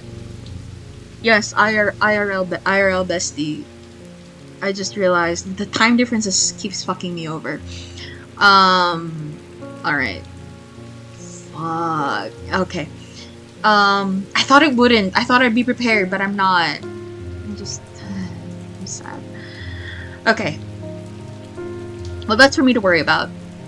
For now, stream is this is tonight's stream. It's a little shorter. Well, my streams tend to be 3 hours. That's the minimum anyway. So I'll probably stay here and just bask in the atmosphere for a bit more before joining Toku-san's stream. So yeah, I'm so happy I beat the game. It was much faster than Strange Horticulture. Pretty crazy. All right. Bye, guys. Thanks for hanging out. Good night, good morning, and good afternoon, wherever you are. And take care of yourselves. Onky donkey? Onky donkey? Okay. I'll see you guys on Sunday. Bye-bye. Take care. Bye-bye. Bye-bye.